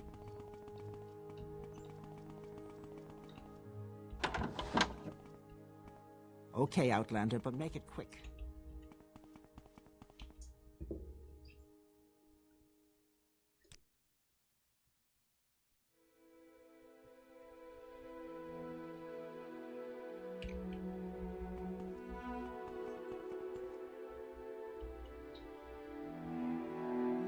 When you find it, you'll be like, it was in front of me this entire time.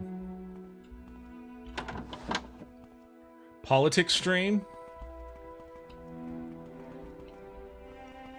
What do you mean, politics stream? I'm listening. Go ahead. Let me go back into the... Or are you talking about my reference to the right wing and left wing here?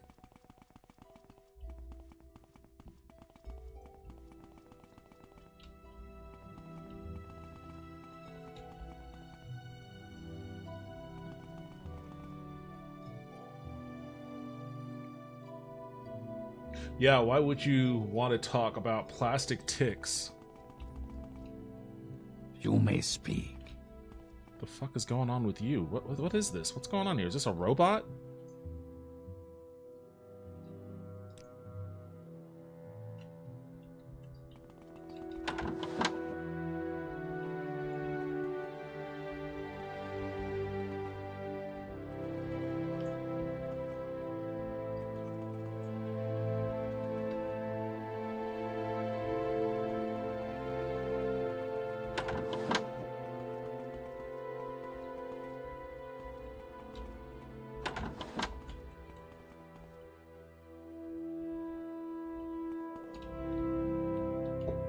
I half expected to open that and see like a body.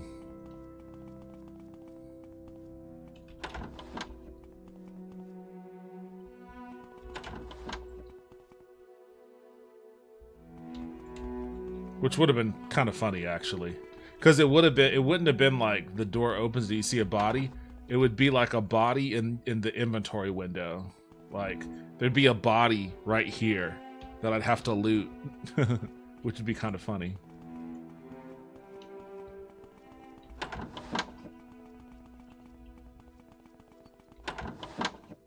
I already talked to you.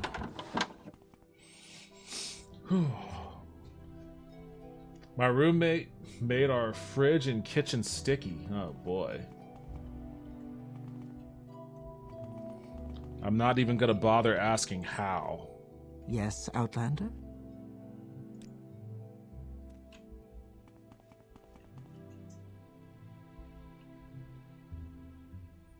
Right wing, left wing? Okay. It took me a while. Sometimes I'm slow. Sometimes I'm very slow.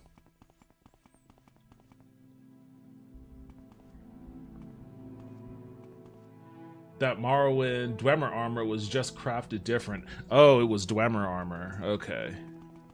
I guess that makes sense.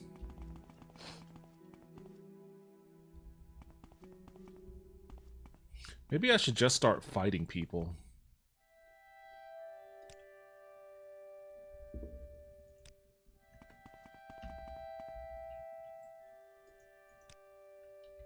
My time is precious, so make it quick.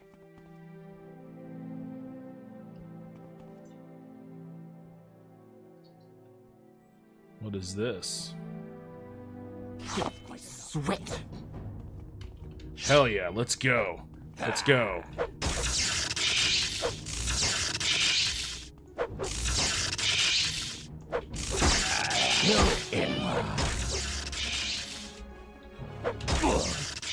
Eat shit. Alright, you have anything useful? Extravagant left glove. Well, it didn't seem to help you in combat at all.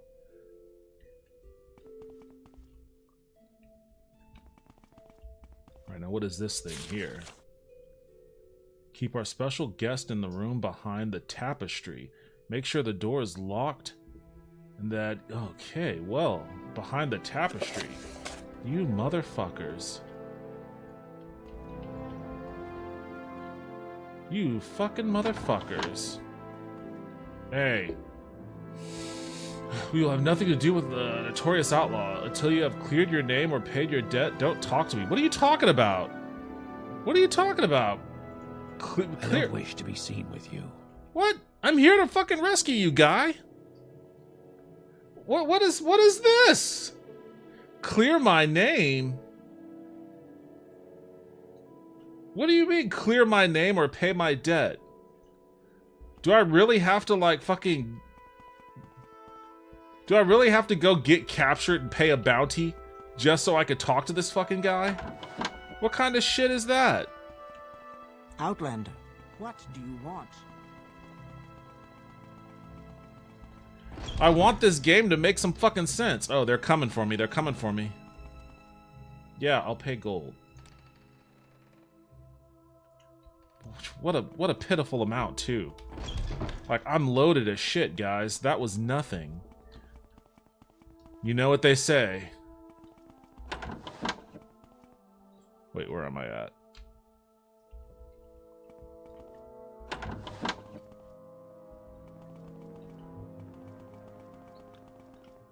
No, that wasn't where I wanted to go. You know what they say, though. A fine means that it's legal for the wealthy.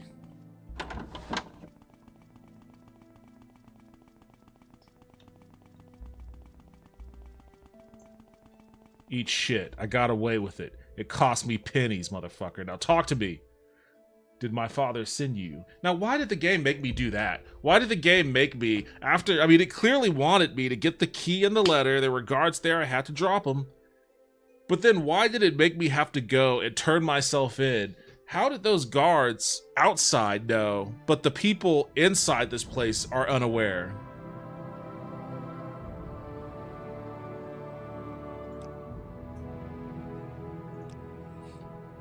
Alright, am I gonna get into fights with people on the outside? With this guy following me? I don't think they have anything I want.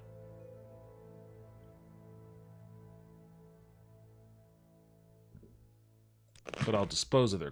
Wait, what? I'm over encumbered? What does that mean? How am I over encumbered? What the fuck? Did I pick their corpse up? How did I dispose of their corpse? I don't want their shit.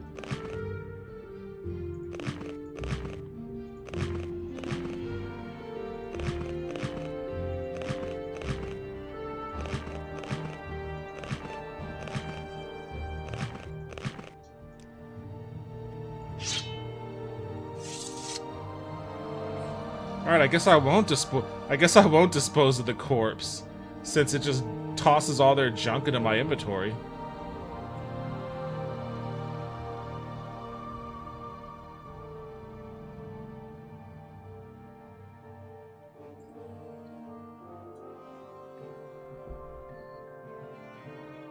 Just looked at your about page. Rule 1 pretty well covers most issues. Nice.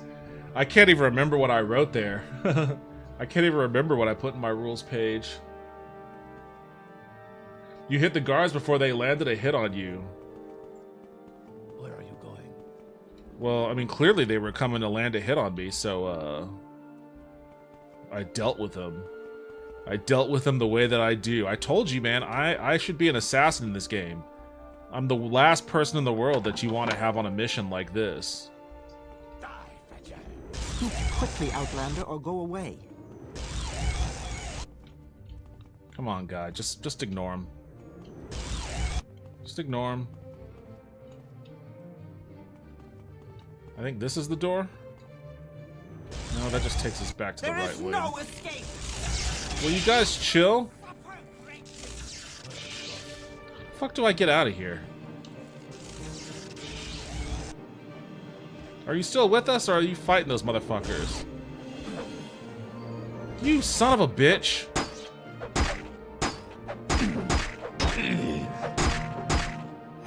Have you?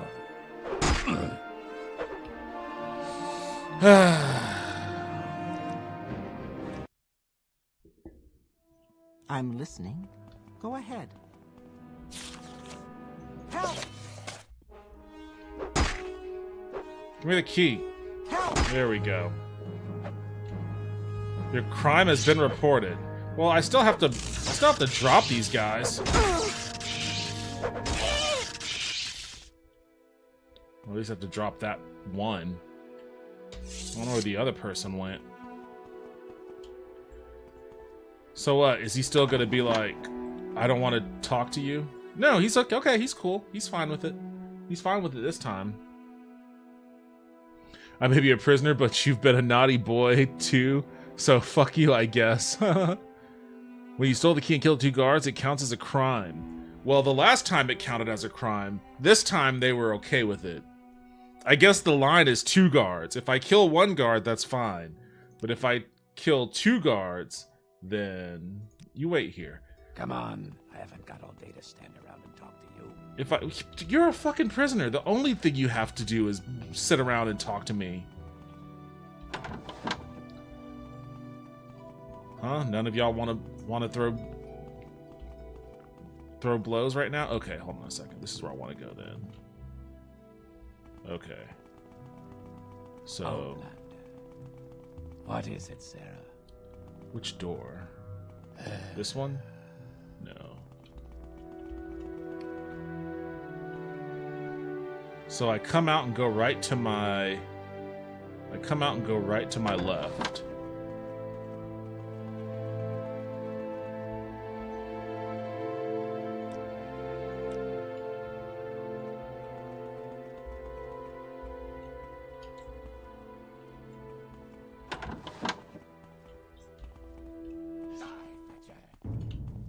Come on, let's go. Hurry up. Hurry up. Alright. Now we're going to... Shit, where are we going to? Oh, he's mumbling again. I found Serethi Manor. That's over here, right? Okay, it's on the opposite side.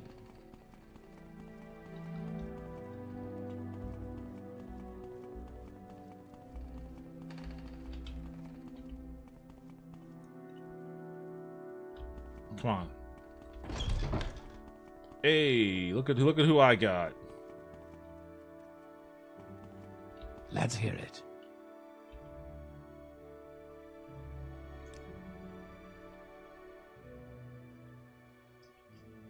Wait, he's right here. Come on. Thank you. There we go. I had to get him a little bit closer. Everyone gets one. This time it's part of the rescue. I suppose. Yes, my son, Varver Serethi. You have returned to me and I'm in your debt. Well, you rescued my son and I am forever in your debt.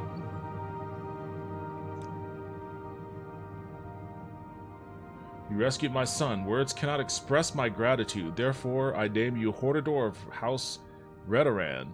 I also promise that I will use my influence with the other counselors of House Redoran. Alas, there is one obstacle. Bulvin Venom will never name an Outlander Hordor, but if you have the full support of the council, he may agree to an honorable duel. Okay. The duel is an honorable tradition dating back at least to the founding of Resdane. Each party to the duel makes an agreement as to the compensation that will be given to the winner. The loser is legally bound to this agreement. Most duels are fought until one party admits defeat or falls in battle. The duel is to the... Wait, what? The duel to the death is less common and only ends when one party is dead. The winner of a duel may take what he wants of the loser's possessions, but some consider that dishonorable. Why is that stipulation in there, then?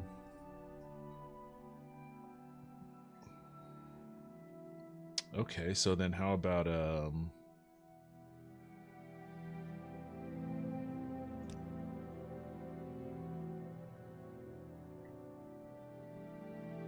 what do you need me to do, guy?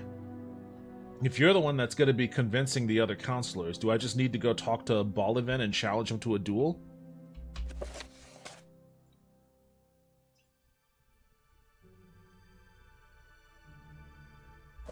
Alright, let me go over there and challenge that guy.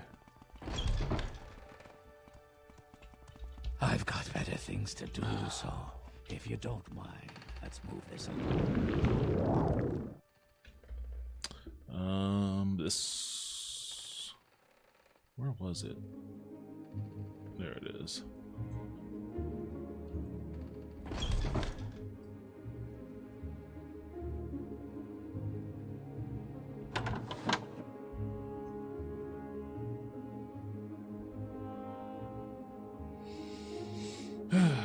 Unless you have important business to discuss, Outlander, I suggest that you leave.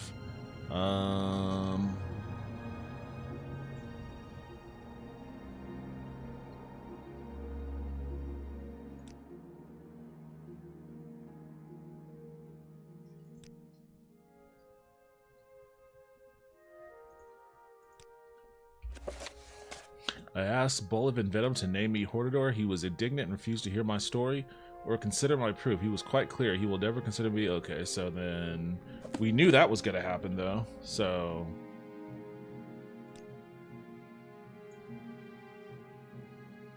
even if the other counselors, even if you get the other counselor, I will veto them. I would rather die than see a house murderer dishonored by an outlander. Okay.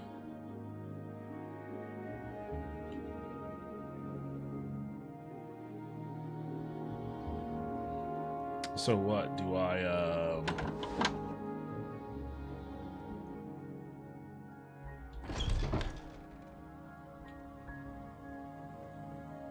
ouch.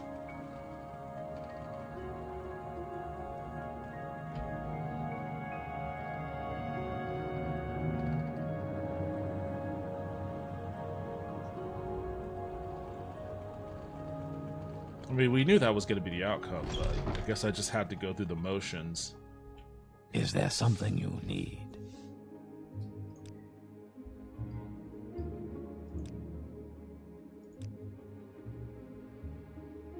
Do I have to talk? Do I have to go talk to all the other counselors? Oh boy. Let's hear it. Okay, I can't even remember where this guy was located. I think it was this way.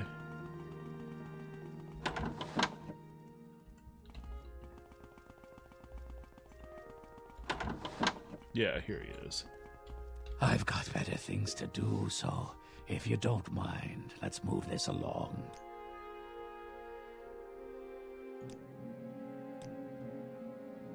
I spoke with Ethan Serethi. I like what he told me about you. You get things done and show good judgment. Your story is crazy, but your story doesn't matter to me as long as you can do something about Dagoth and his servants.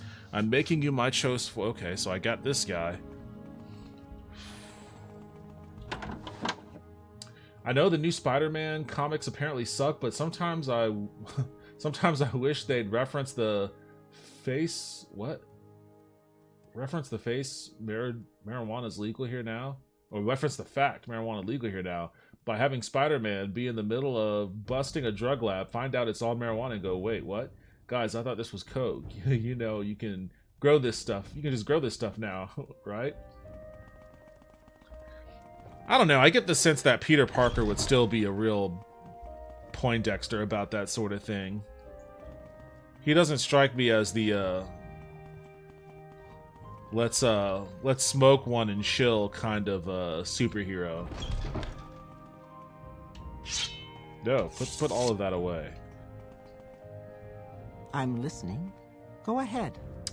Who is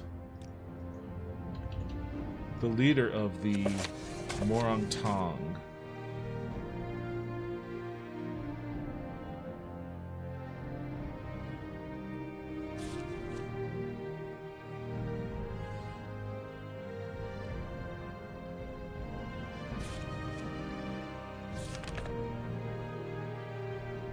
Or are these? I don't even know if these are somebody else. Maybe I don't need to talk to these guys. Okay. Oh, I got past him. Talk to that guy.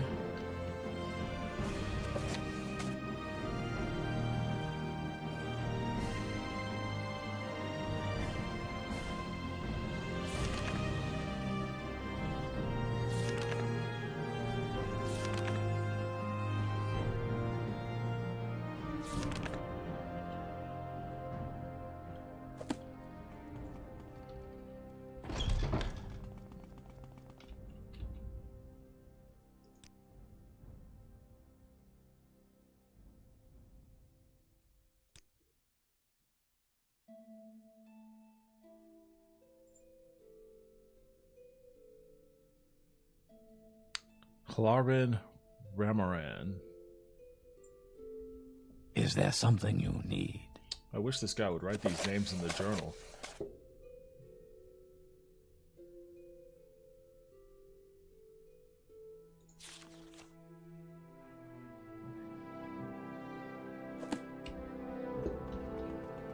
Okay, Ramaran.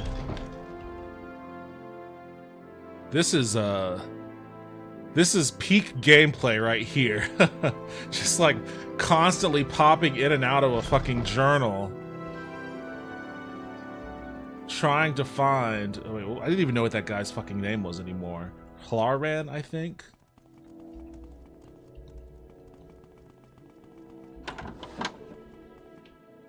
I've got this guy. things to do, so if you don't mind, let's move this along. Ethan Serethi has spoken of your good judgment, and I trust him. I will vote for you as... Okay, cool. Alright, next up on the ballot. At least these guys are largely agreeable. If all I have to do is duel one guy, I'm not really super worried about that.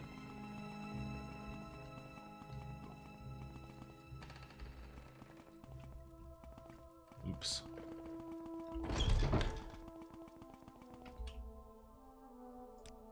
Alright. So I got that person, Brara Borovan, and let me look at this minor arrow bar. Is there something you need? Yes, but you already told me.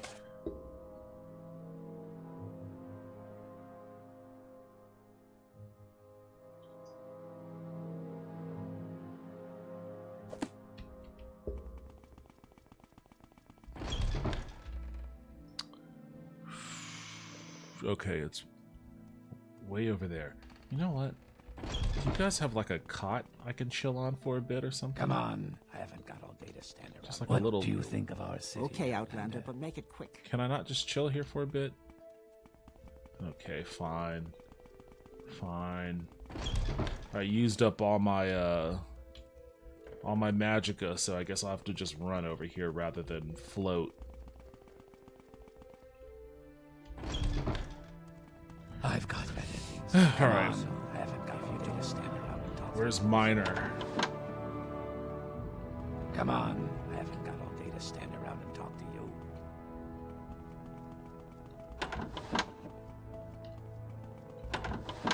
Let's hear it.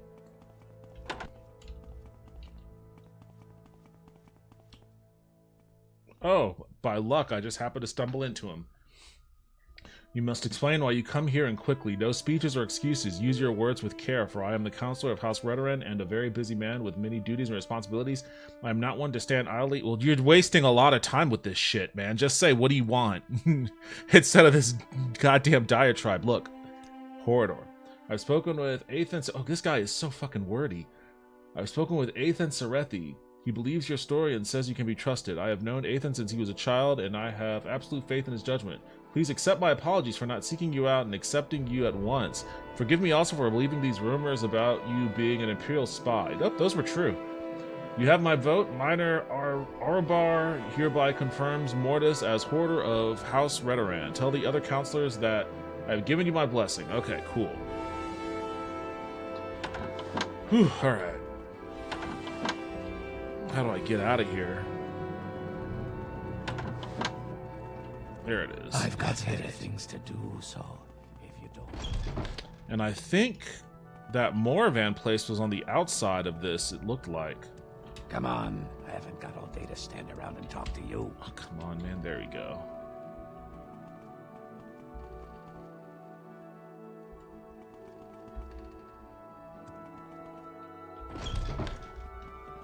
Like, is it over here?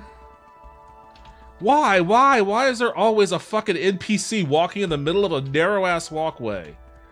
God damn. Yeah, it's over there for some reason.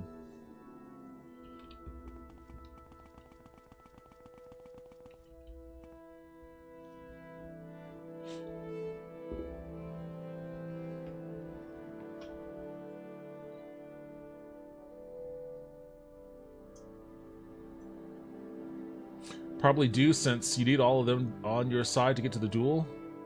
Spider-Man comes off as a guy who doesn't do drugs, but I feel like even he would have to know that prioritizing that over like heroin dealers or an act of mugging would be dumb. Even if Marvel did have anti-drug books that was banned for referencing the fact that drugs exist. That sounds like that's something that actually happened. I'm not familiar with that story, but it sounds legit. Sure, but Venom would be like, don't do... Venom would be like, don't do drugs, stay in school. For some reason, I just don't think that Venom would care.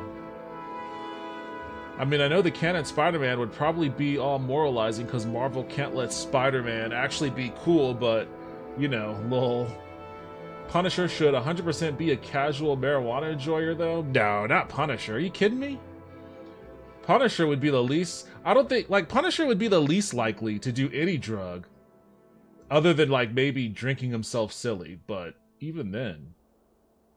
That's the scary part about the Punisher, is he is like a ruthless mass murderer with total clarity of thought. Like, I can't ever see him getting high. I'm picturing him being the same as my dad, who doesn't actually like being high, but I think it'd be funny...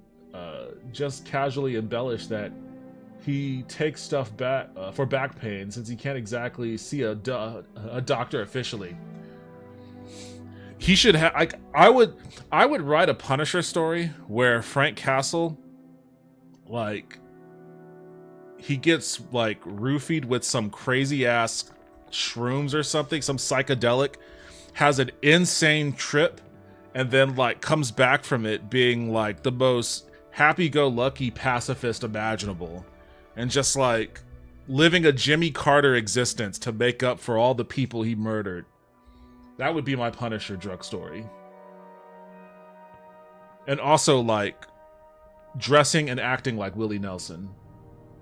Hey, yo, Arachnid Soul, welcome back to the stream. How you doing tonight? Kind of reminds me of the end of the Untouchables movie where after alcohol becomes legal again, the cop has a drink. Please don't criticize this perfect Bethesda game engine. You're coming in late, Arachnid. All I've been doing is ranting about this game. Read the Venom line again, you got it backwards? Oh, okay, yeah, well. Oh, don't do school, stay in drugs. Yeah, yeah, that makes more sense for, I could, yeah, okay, that makes a lot more sense than the way that I read it. That'd be amazing. Or he comes back as the Pyro from Team Fortress 2 from that Do You Believe in Magic video. Oh, wait, somebody just like vomited or something. There are enemies nearby. Well, the door's locked then. I should be cool with taking a nap here.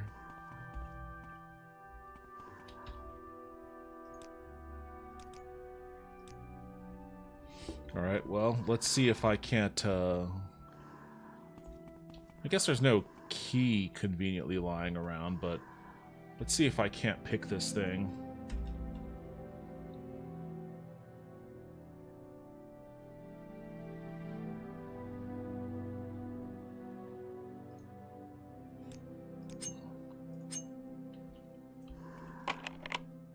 Lock too complex. Oh, I suck.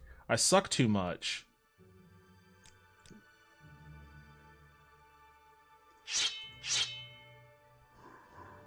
Well, shit.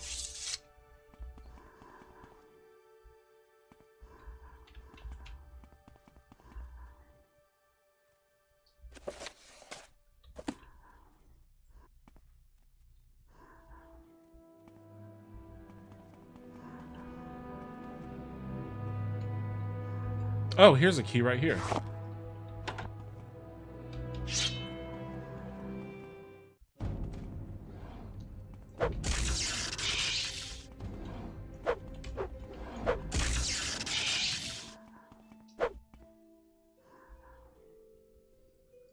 What an unfortunate fate. I'll take that money from you, though.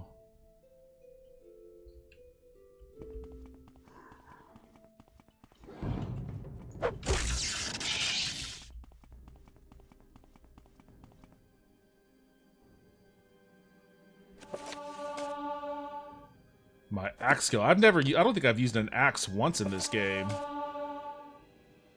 Ooh, my armor skill. Okay. Medium armor. I'm learning all sorts of shit from the books in here.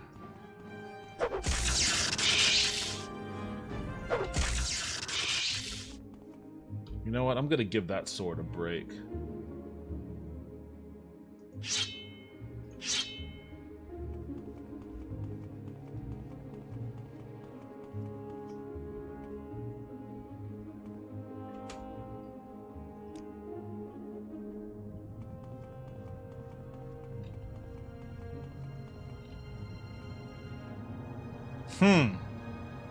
That's peculiar.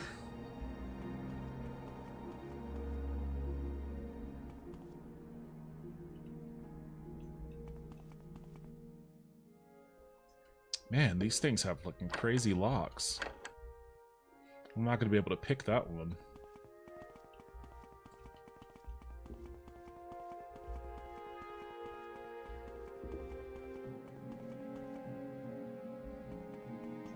Was that it? Was that all that's plaguing this place?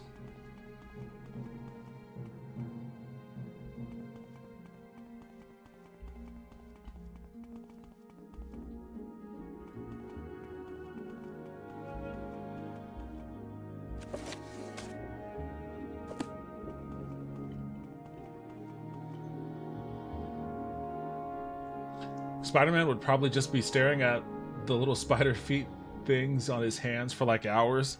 I mean, wouldn't you? I mean, I'd be doing that stone cold sober.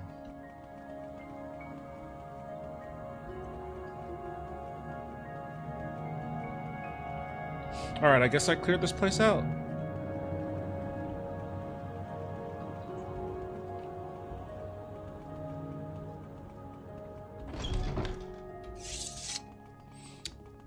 Of course, that didn't help me get any closer to winning that particular counselor's favor. I don't even know where that person is. Oh, he psyched me out. He turned around. You punk.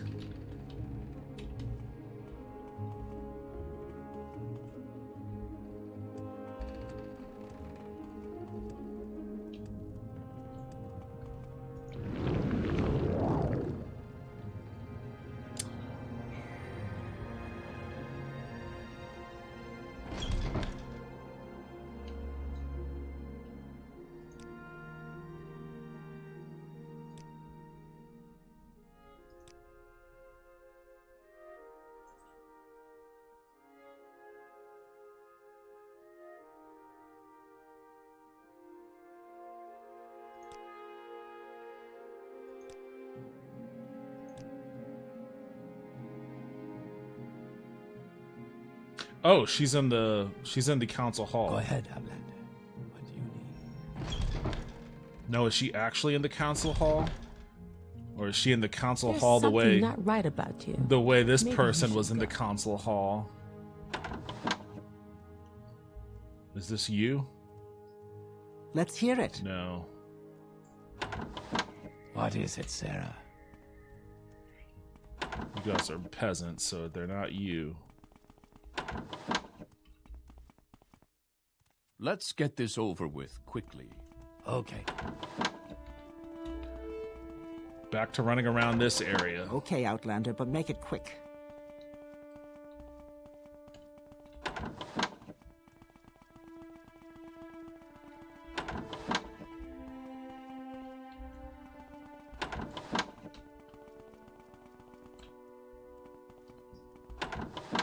Okay, Outlander, but make it quick. Let's hear it. There you are. Ethan Sarathy said he believes your story and believes you can be trusted. I still have my doubts, especially with these rumors that you are a spy for the Empire, but life cannot be lived without risks. I agree we need a hoarder, and I see no better candidate than you, so let the record show that Consular Morrowind... Okay, cool. So that's everybody, then. Except for the guy I have to duel.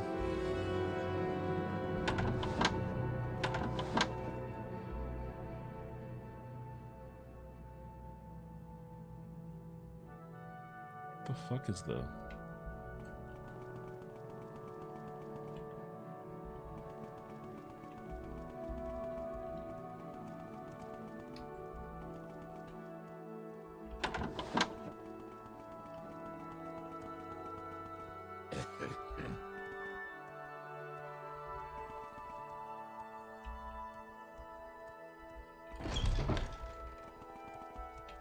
Okay, Outlander, but make it quick. Damn it, he's too far up. I can't clear him. Fuck it, I hate these fucking NPCs, man. I swear to God. Okay.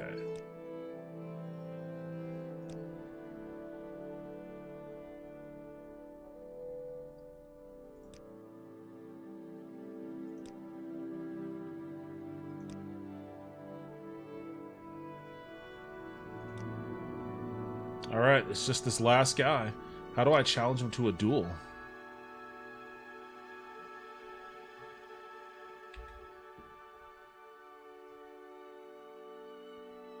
It's a creeper from Minecraft. You can't sleep. I've never played Minecraft. I'm a complete and total Minecraft noob. This place is also being plagued by a lack of interior lighting. That's most of this game, I think. In one of the comics where Spider-Man kept the black suit, he kept getting more messed up with it and would use his sticky hands to literally pull bits of flesh off people. I think he fed one dude to a spiders in the sewer. Like one does. Yeah, Dark Spider-Man was a pretty interesting Dark Spider-Man was a pretty interesting period of time. I like the symbiote Spider-Man. It was like Dark Phoenix Saga for Spider-Man.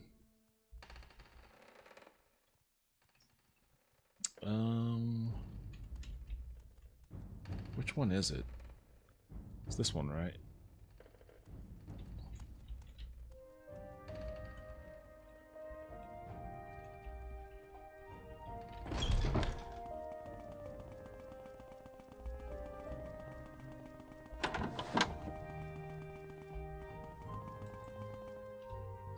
Guess what, bitch? Alright, how do I get this guy to fight me? You have played your tricks with the other counselors, but they will not work on me. This has gone far enough. If you are not a coward as well as a fraud, I will put a stop to your ambitions in the arena in Vivek. Oh god, not Vivek. I will meet you there if you dare face me in a duel to the death. Oh hell yeah, let's go.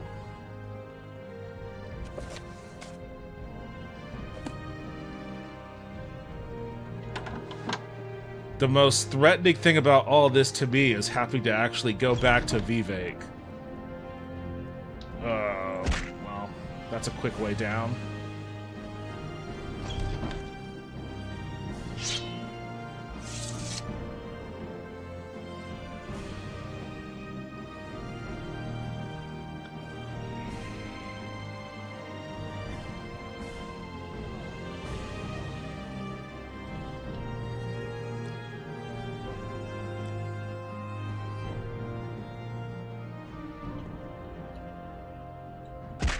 We make a special trip just for you.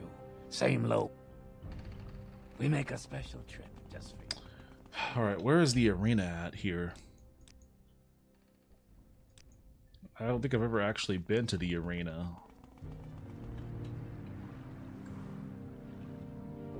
There should be a Spider-Man whose spider powers also made him look more like mutated, to the point where he'd have spider eyes, actual fangs. That did happen.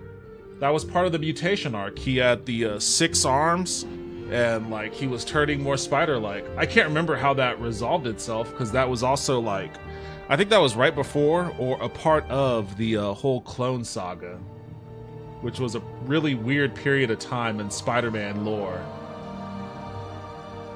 Just really fucking freaky looking, so he'd have to live in an old railway or something because people freak out at the sight of him.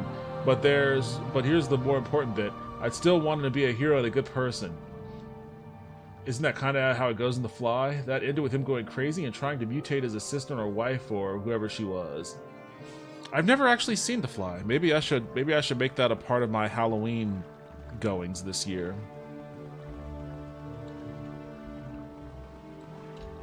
But yeah, there was a part of Spider-Man where Peter Parker starts to mutate into an actual spider. Oh, cool. This person takes me to the arena.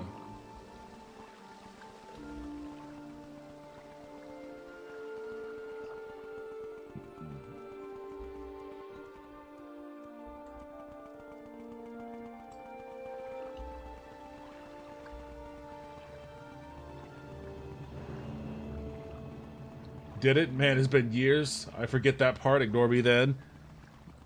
I need to watch The Fly. If only just to give Jeff Goldblum a little bit of love. I love Jeff Goldblum. I vaguely remember the mutant arc. If I remember right, he died, turned into a spider inside his own corpse, broke out like a cocoon, and gave birth to him. What? Okay, I don't remember any part like that.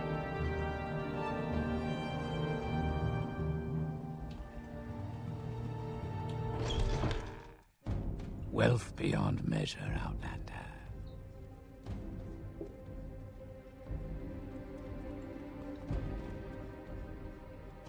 I'm listening. Alright, how do I fight this guy? Where is he at?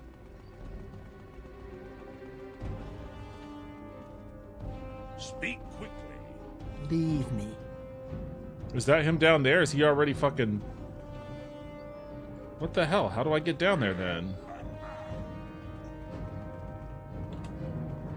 He's trying to run to me. What is it, Sarah? Okay, maybe I'll just... Maybe there's like a... Is there an entrance over here? It looked like there was an entrance over here.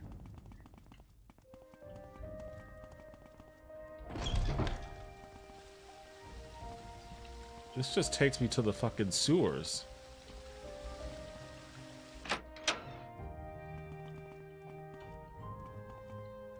My patience is limited. Not now, Outlander. Oh, come on. Head Good. on. Do you seek training?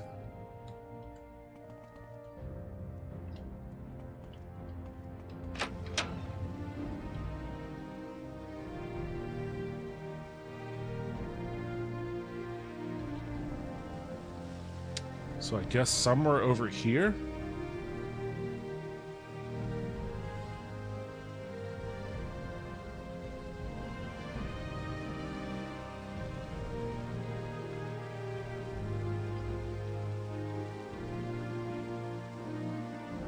Okay, wait, where is this at?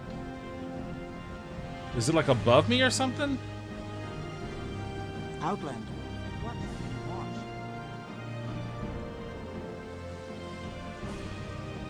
We're watching you, scum. I'm really confused. What is going on here? Oh, okay, here's some stairs over here.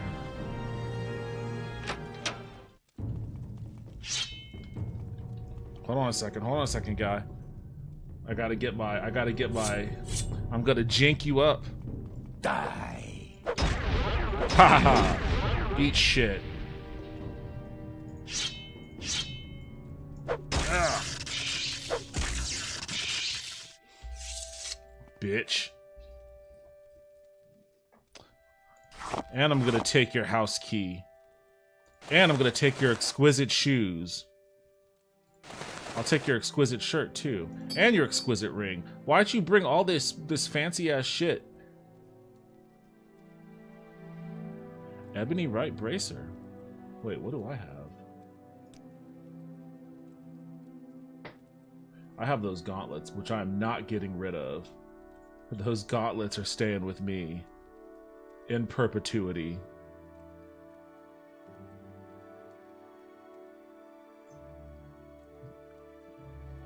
Am I still rocking a, yeah, I am still rocking the Dark Brotherhood pauldrons. Wait, what sword do you have? Daedric Daikatana. Hey, we're the Daikatana twins. Too bad you don't know how to use yours. Nordic Broadsword. I killed Blood and Venom in a duel. It is unfortunate, but there was no alternative. I should speak with Eighth. Okay, well now I gotta go get out of here.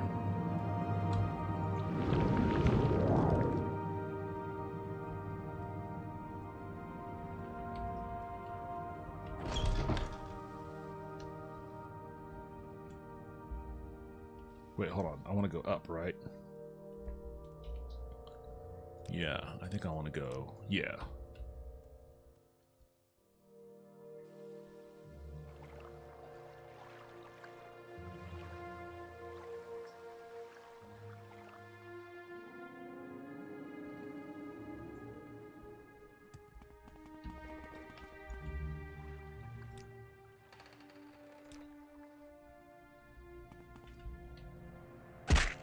We make a special trip just for you.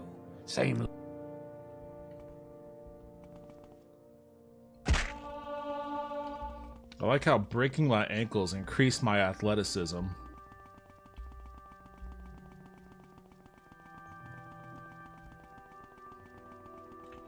They did an arc to get rid of the wrist poison thing they gave him previously. Spider-Man had these spider fangs. Hey, thanks for the follow, Arden Forest. Which I guess, I'm assuming that is Run Forest Run. But sometimes I just read names without, like, interpretation. Thanks for the follow, I appreciate it.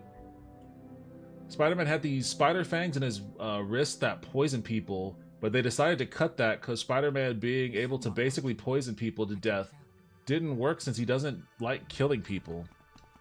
That would also make him a little OP. He's already What incredibly do you think of our strong. city, Outlander? He's already insanely strong and like outlandishly athletic. Like he single-handedly beat like the early X-Men. Well, I guess kind of twice. He beat the original iteration of the X-Men, Cyclops, Jean, Angel, Beast, and Iceman.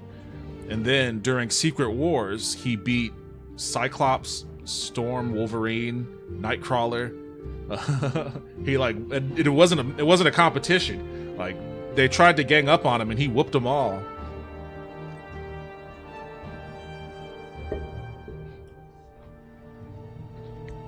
And then like the only reason why he got out of there was because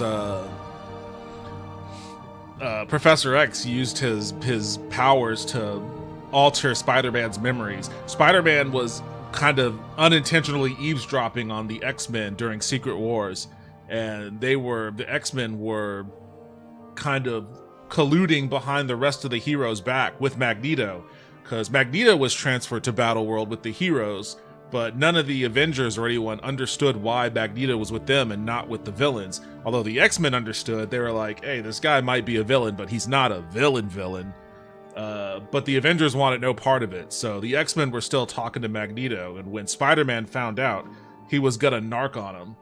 So Spider-Man was running to be a narc, and the X-Men were trying to stop him, and then Xavier was just like, nope, you saw nothing here, carry about your business. The man likes exquisite things. It's so much fun to be overpowered in games. It took me a long time to get to the level I'm at right now. There was a lot of getting my ass kicked early on in this game before I got to the point where I'm just like obliterating people. Correct, but you can just call me Forrest. Okay, Forrest will do. Welcome to the stream, Forrest. And now they're giving Miles and Gwen basically Dragon Ball Z powers. What? Wait, what do you mean by that? So I don't know, maybe they'll randomly give Peter those insane powers again to make him not seem weak. I like him not having the craziest powers of the spider people, but still being on top because of his experience and intelligence, though. That's what makes Spider-Man cool to me, in my view, is that, like, yeah, he's strong and athletic, but that's really it. Like, he could still get his ass kicked, and it happens pretty frequently, but, you know, he can dish it out too. And it makes it interesting, you know, seeing how it happens, like who can get the upper hand on Spider-Man and how it actually comes about. And a lot of the times, hey, Roger Eichwald on YouTube hit me with the subscribe. Thank you, I appreciate that. Welcome to the channel. But it's always fun for me to see like those kinds of things, like Spider-Man versus, you know, like Spider-Man versus X-Men, for instance. You know, like I think Wolverine over the years has been written to be so, like, I don't know if overpower is the word. Maybe plot armor is a little bit involved with his character, but you know, he's a little, because he's such a fan favorite, and it makes sense. Like, it makes sense for the character to be as brutal and ruthless as he is, but it's also nice to see that, like, to Wolverine or to Spider-Man, Wolverine is like a nobody, basically. He's just like, all right, guy, get out of here. He'll always be fast enough to like dodge his claws. He's like 5 times, 10 times probably stronger than him, and he's way more athletic. So like, and he can web him up from a distance. So he's just like no problem at all for Spider-Man.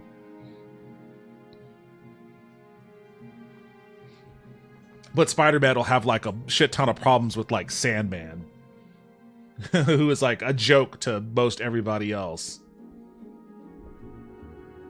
What do you mean by giving Miles and Gwen Dragon Ball Z powers, though? I'm curious about that part. He's poor Batman? I mean, from the intelligence and athletics? Oh, I think he's much more significant than Batman in every aspect. He's smarter than Batman.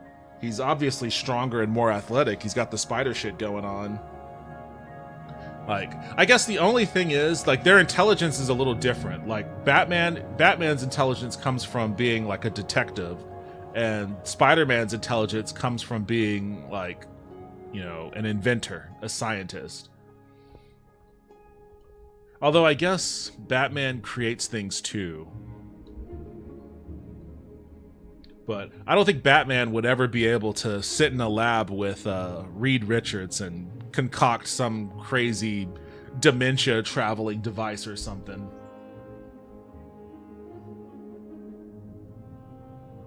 One of my favorite things about Wolverine and Spider-Man is that the X-Men despise Spider-Man almost more than anyone else, and they have all the philosophical crap about how no one knows Spider-Man's real name and can't trust him, yada yada. But the actual reason is just that they're mad that Wolverine hangs out with Spider-Man, not them. I'm not familiar with that angle. I didn't think any of the X-Men really disliked Spider-Man. Like, maybe at first they didn't care too much for him, but I think Spider-Man and the X-Men are on pretty solid terms. I mean, there was an issue of X-Men, classic X-Men, where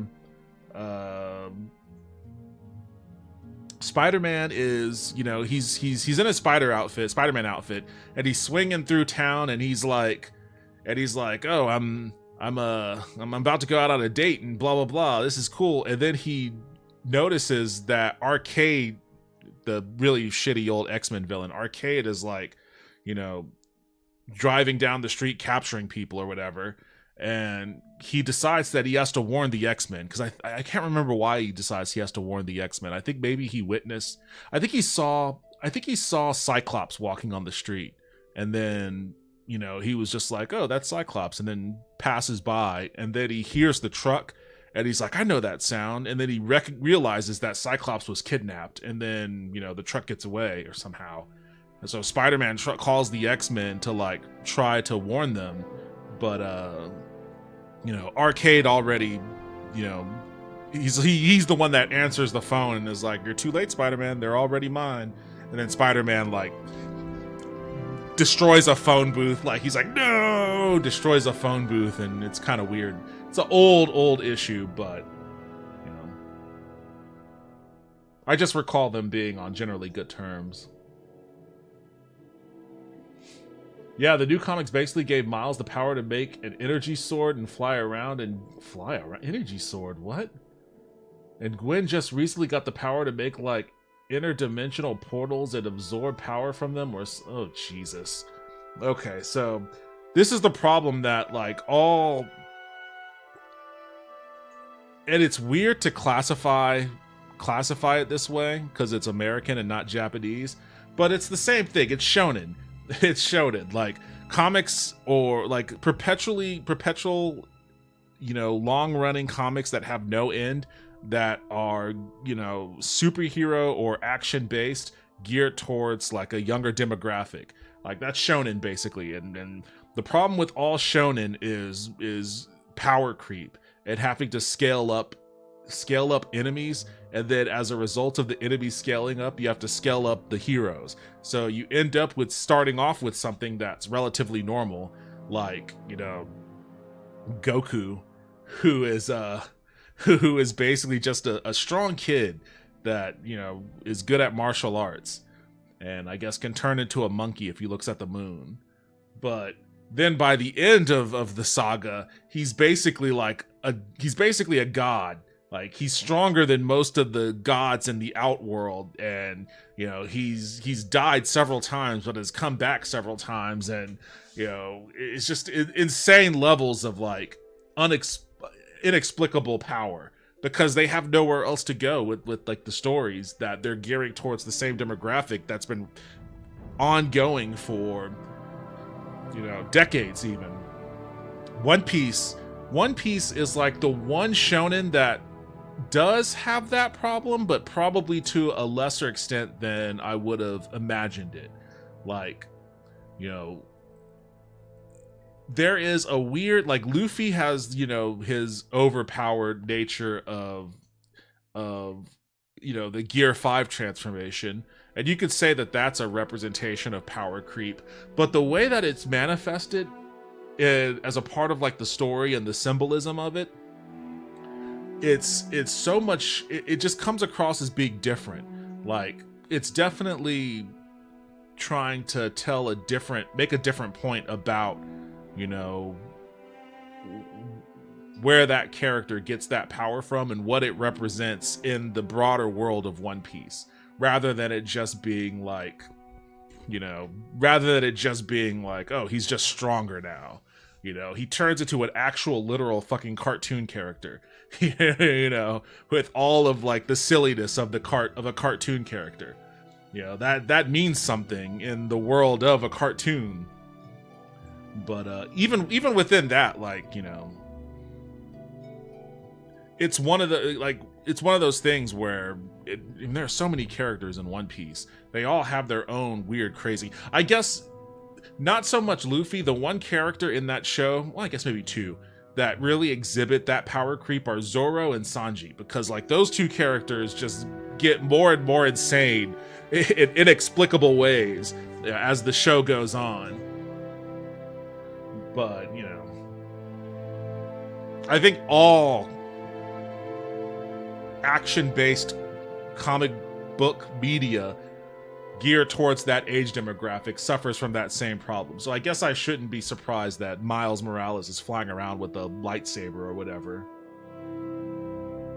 Oh, Storm despises him all because Wolverine plays poker with Spider-Man and not them? I guess I've never seen Storm and Spider-Man interactions.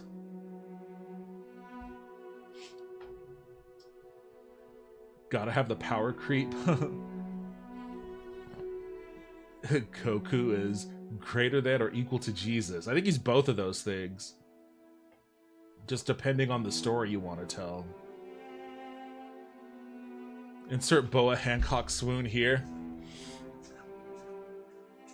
The one thing I do like about, well, there are a few things I like about One Piece, but one thing I like about it is how Luffy is like the perfect representative of like a aromantic, asexual lead character.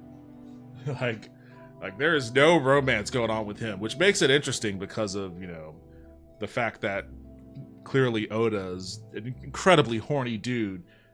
There are two types of women in One Piece. They're either like gargantuan whales, or they have like a size 1.5 waist with the biggest tits you'll ever see. Those are the only two types of women in One Piece. You know, and Luffy's not interested in either of them. Hi, Devin. Yo, what's up, Carlos? Welcome back to the stream. How you doing tonight?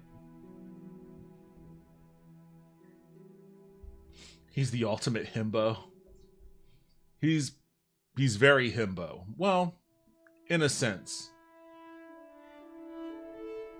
Goku is actually terrible. Vegeta, for all his flaws, actually turned into a good man, grumpy as he is. Goku, I made a video on my YouTube about the creepiness of Goku. He's a pretty creepy dude, but Vegeta,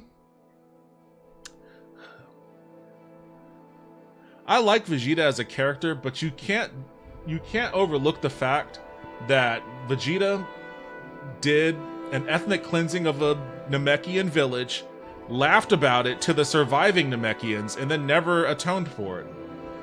Well, I guess maybe at the end of the Buu saga, he vaguely references terrible things he did in the past, but I think, if I recall correctly, but even then, even in the Buu saga, he purposely gave himself up to Bibidi so that he can become strong enough to beat Goku. And as a result, he killed a bunch of innocent people at the martial arts tournament. So Vegeta, not that great a person either. not that great a person either.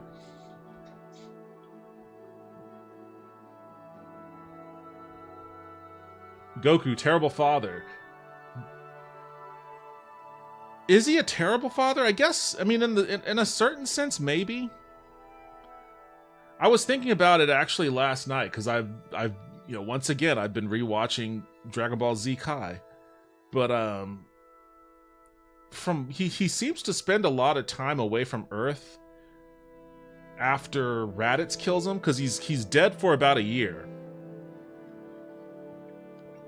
right? And then he comes back to fight Vegeta, but he's been gone for a year since then, and then he gets hospitalized from that fight, and after he's healed, he immediately jumps off world, goes to Namek, and then Namek blows up, but he escapes to a different planet and is on that planet, for I think another year. So that's like 2 years, one where he was dead, so he didn't have a choice, but the other, he makes an active choice to like not come back. So that's 2 years at least where he's just absent. Then he does come back when Trunks arrives, and between the time that Trunks gives him the warning about the androids, I can't remember how much time passed there. Between the time that Trunks arrived and warned him about the androids, and then the time that the androids showed up, I can't remember if that was a matter of months or a matter of years. I feel like it was like 3 years is what I feel it was, but maybe I'm mistaken. But yeah, and then when the androids show up, he dies, sacrificing himself for Cell. So, he dies a lot, and he's gone a lot. But when he's around, he seems to love his kids. Vegeta, super dad, good husband. Vegeta also punched the living shit out of Trunks in the face out of frustration. Not like, oh, we're training, sorry, son. But like, oh, you actually nicked me. I'm gonna punch the shit out of you out of frustration. So, I don't know if he's super dad. He's certainly a dad, though.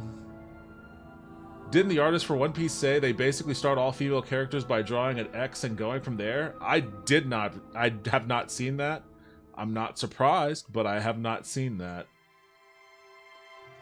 Vegeta has blown up planets just cuz in the filler.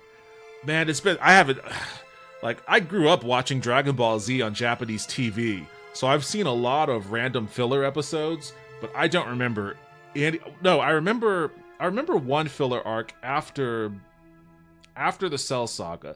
It was in between Cell and the time skip, and it was like Goku and I want to say was it Nails or some other green dude in Otherworld, like beating the shit out of all the other villains that they had already killed, and then I guess there was a tournament of some sort too. Like, I have vague memories of watching that on Japanese TV, but other than that, I have no recollection of the filler.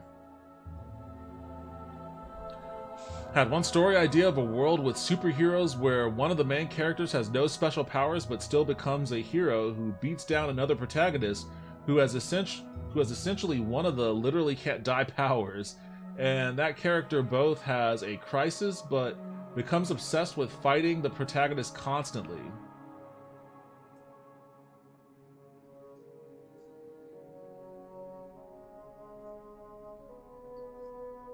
I mean, that sounds like you just described Dragon Ball all over again.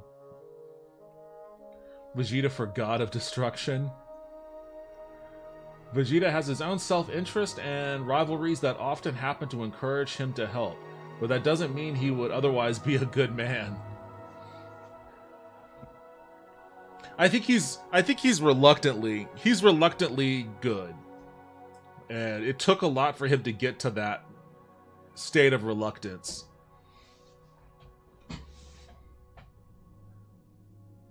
I think a year or so. So it was like a year between Trunks and Cell. Yeah, but who hasn't punched the living shit out of their kid every once in a while? Lol. No, it was definitely a reaction. Looks like it looks slow to us, but you gotta remember they do that for our benefit. Like Trunks killing Mecha Frieza happened in less than 10 seconds. When we see the whole thing, it gets broken down to like 4 minutes. Yeah, I've seen that video. I guess it was a clip from a Dragon Ball Super movie that I had never seen, where it shows what happened in real time, like Frieza and Trunks, and it's pretty it's pretty insane to see it actually happen in like just a matter of seconds. It's like, holy shit. You know, it's imagine yourself having to try to fight one of those dudes. It's like impossible to conceptualize. I guess it is similar to Dragon Ball. Yeah, you just described Dragon Ball again, basically. Not a terrible thing. I mean, it's a popular show. I think, but I feel like most shonen is Dragon Ball. They're all just different variations of Dragon Ball. Bleach, I guess, maybe Naruto to a certain extent.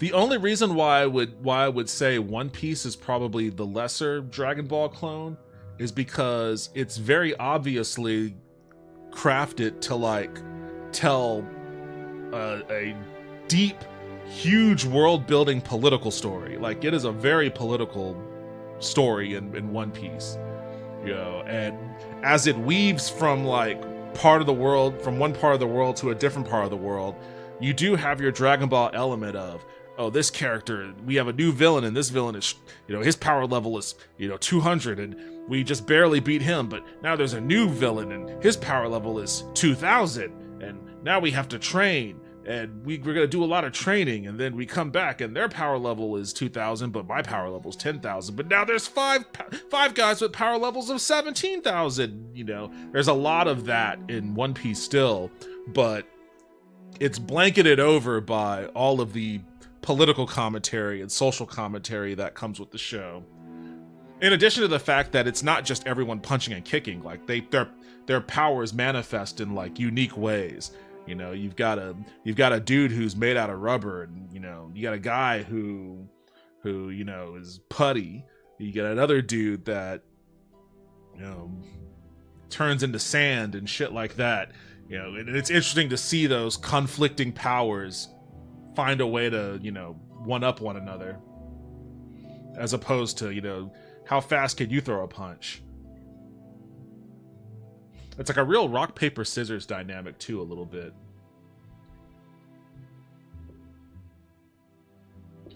There is an ability in Vegeta's willingness to die for his family, but he doesn't fill the traditional hero role where someone is willing to die for someone else. Everything else seems to be him fighting on the side of good just because he doesn't want to get shown up by Goku. He's insecure and selfish, but then many of us are like that. At the end of the Buu saga, he sacrifices himself. You know, he self-destructs to try to save his family, and even Goku even mentions that. He's like, yes, even you, Kakarot.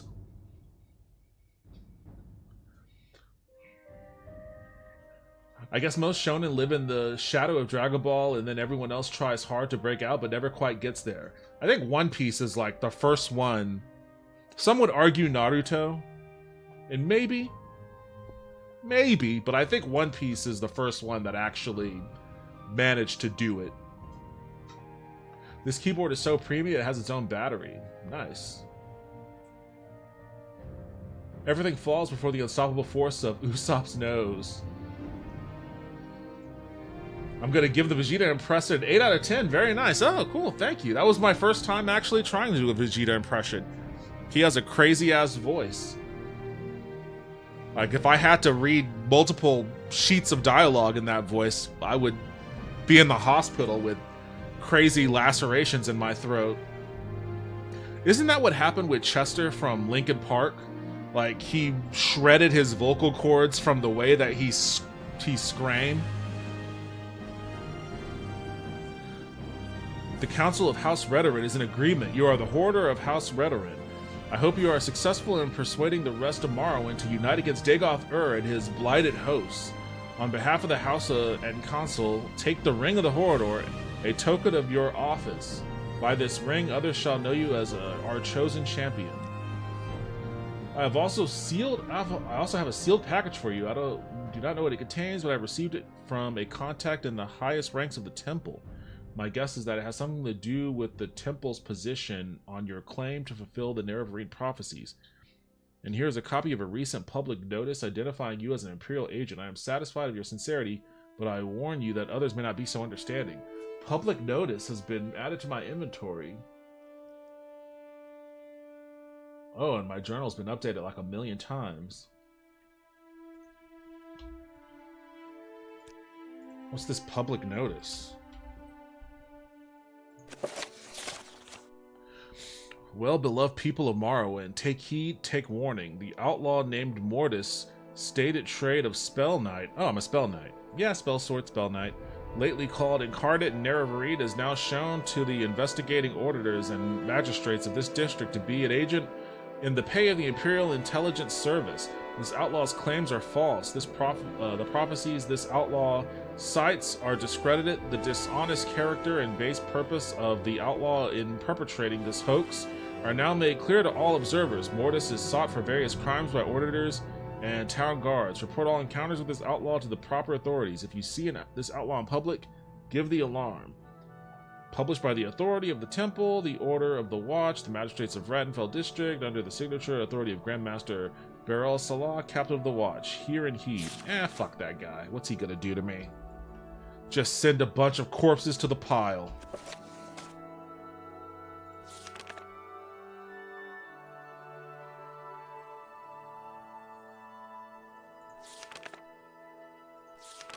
Ethan Serethi showed me a public notice revealing that I am an Imperial agent. He did not ask for an explanation. He said he was satisfied I was sincere, but he said others might not be so understanding. Ethan Serethi gave me a sealed package containing a message sent on behalf of Archnon Sioni, High Archmage of Vivek. In the event that I become both Horator of the three great houses of Nerevarine and the four Ashland tribes, he invites me to a private meeting to consider my claims. Once I am Horator and Nerevarine, I should speak with the healer of High Fane, Vivek, Danzo Indulis, to arrange the meeting.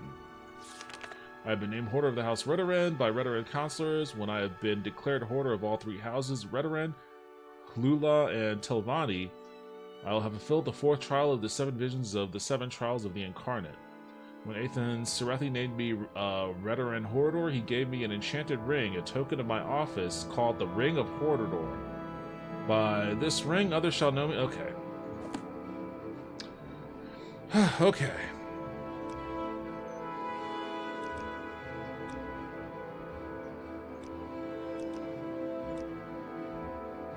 That's gonna be it for me on this one tonight. Frustrating, sure. But I made good progress. I feel like I made good progress tonight.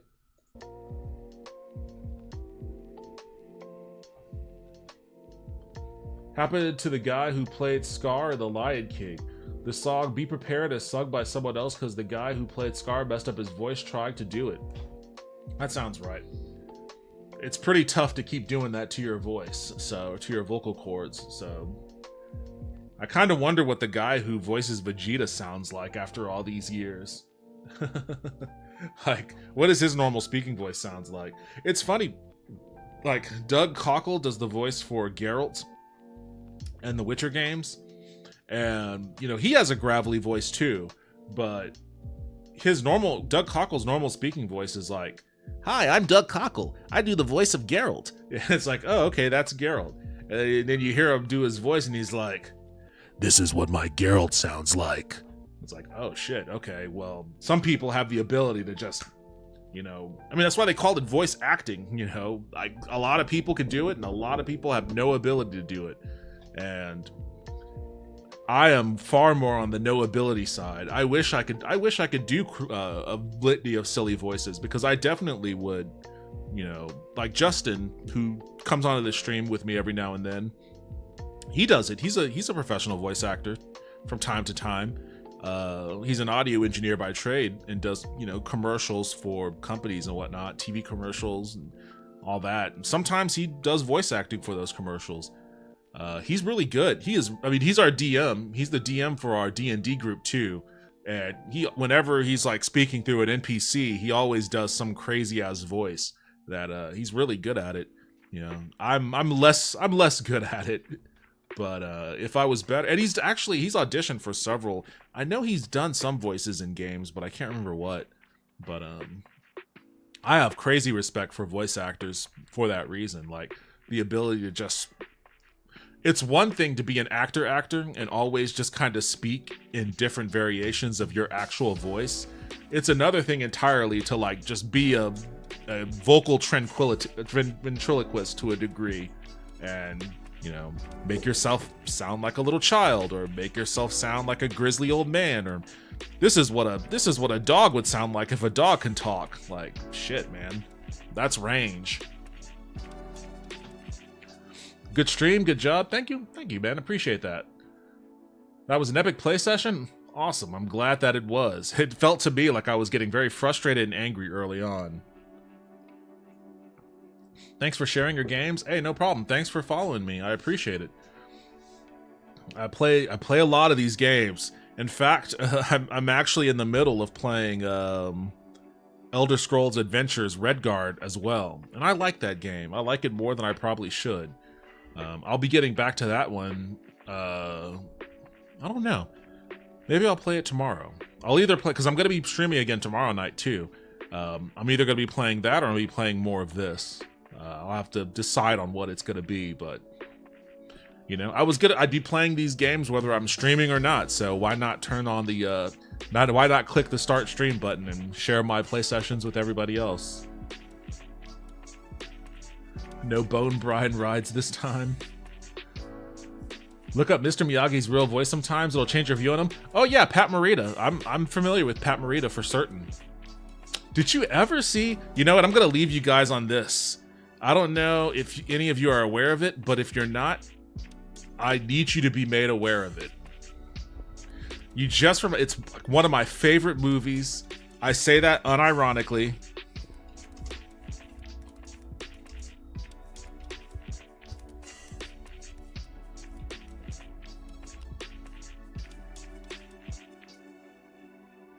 Here we go. All right. I'm going to leave you guys with this one. I need you guys to find this movie and watch it.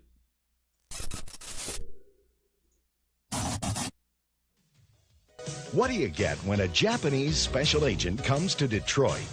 I talk some Jap. Toyota, Mitsubishi, Kawasaki, Teriyaki. To team up with a wisecracking city cop. Yeah, I don't think we need quite as much firepower, fellas. Let the people through, will you? Hot on the trail of murder and corruption.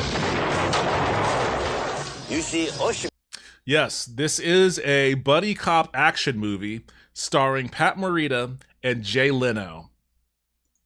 Stole revolutionary new turbocharger. You got proof of this? You just make it up as you go along. No. I see guilty look in Jared eye. Guilty looking eye. Well, with that kind of hard evidence, we should get a conviction overnight. Collision Course. Police officer! Criminal! The funniest.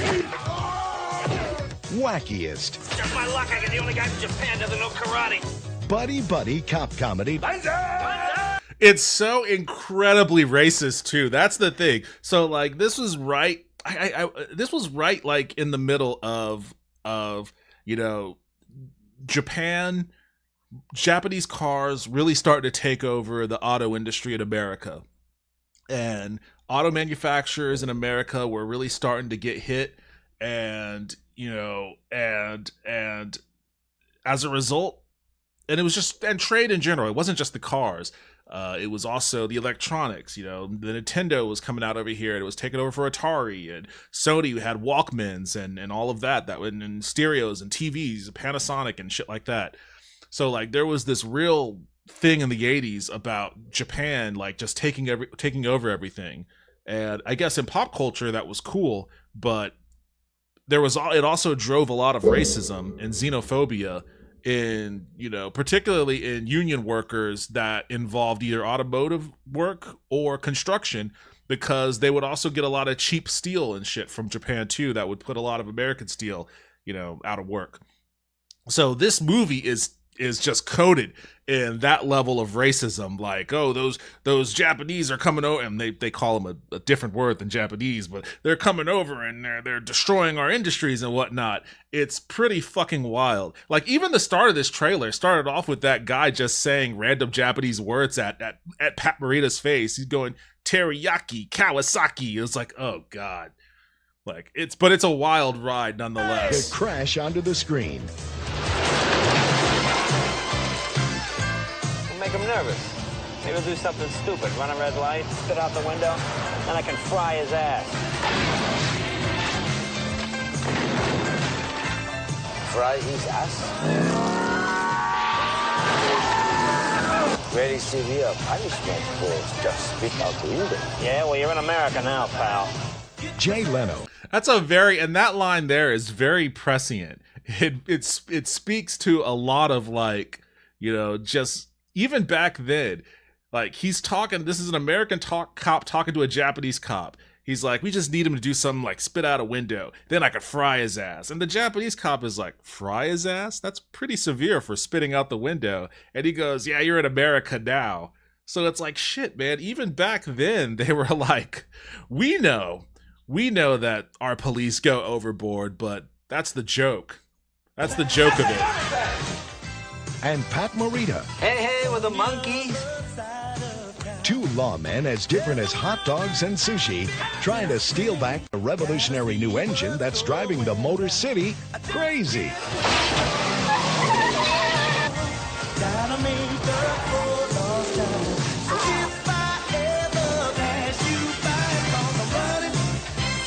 Listen to that music.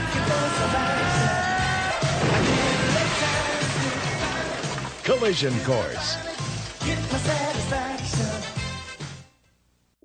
Yes, Collision Course. Find it, watch it, it's worth it. So I'll leave you with that. Have a great night, Devin. Hey, Gons, I didn't even know you were in here.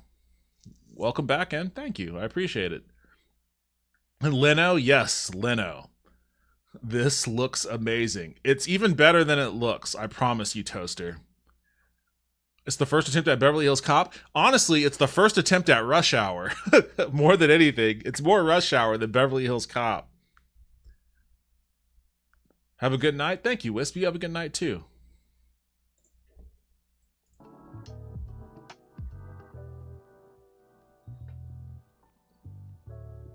Oh, I didn't even notice that I'm not even on camera here. I wonder where my...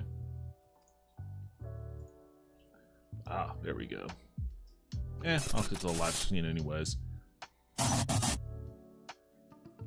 Grim, Devin just showed us a new movie we gotta watch. Oh god, lol, add it to the list, I guess. Yes, don't know I guess about it.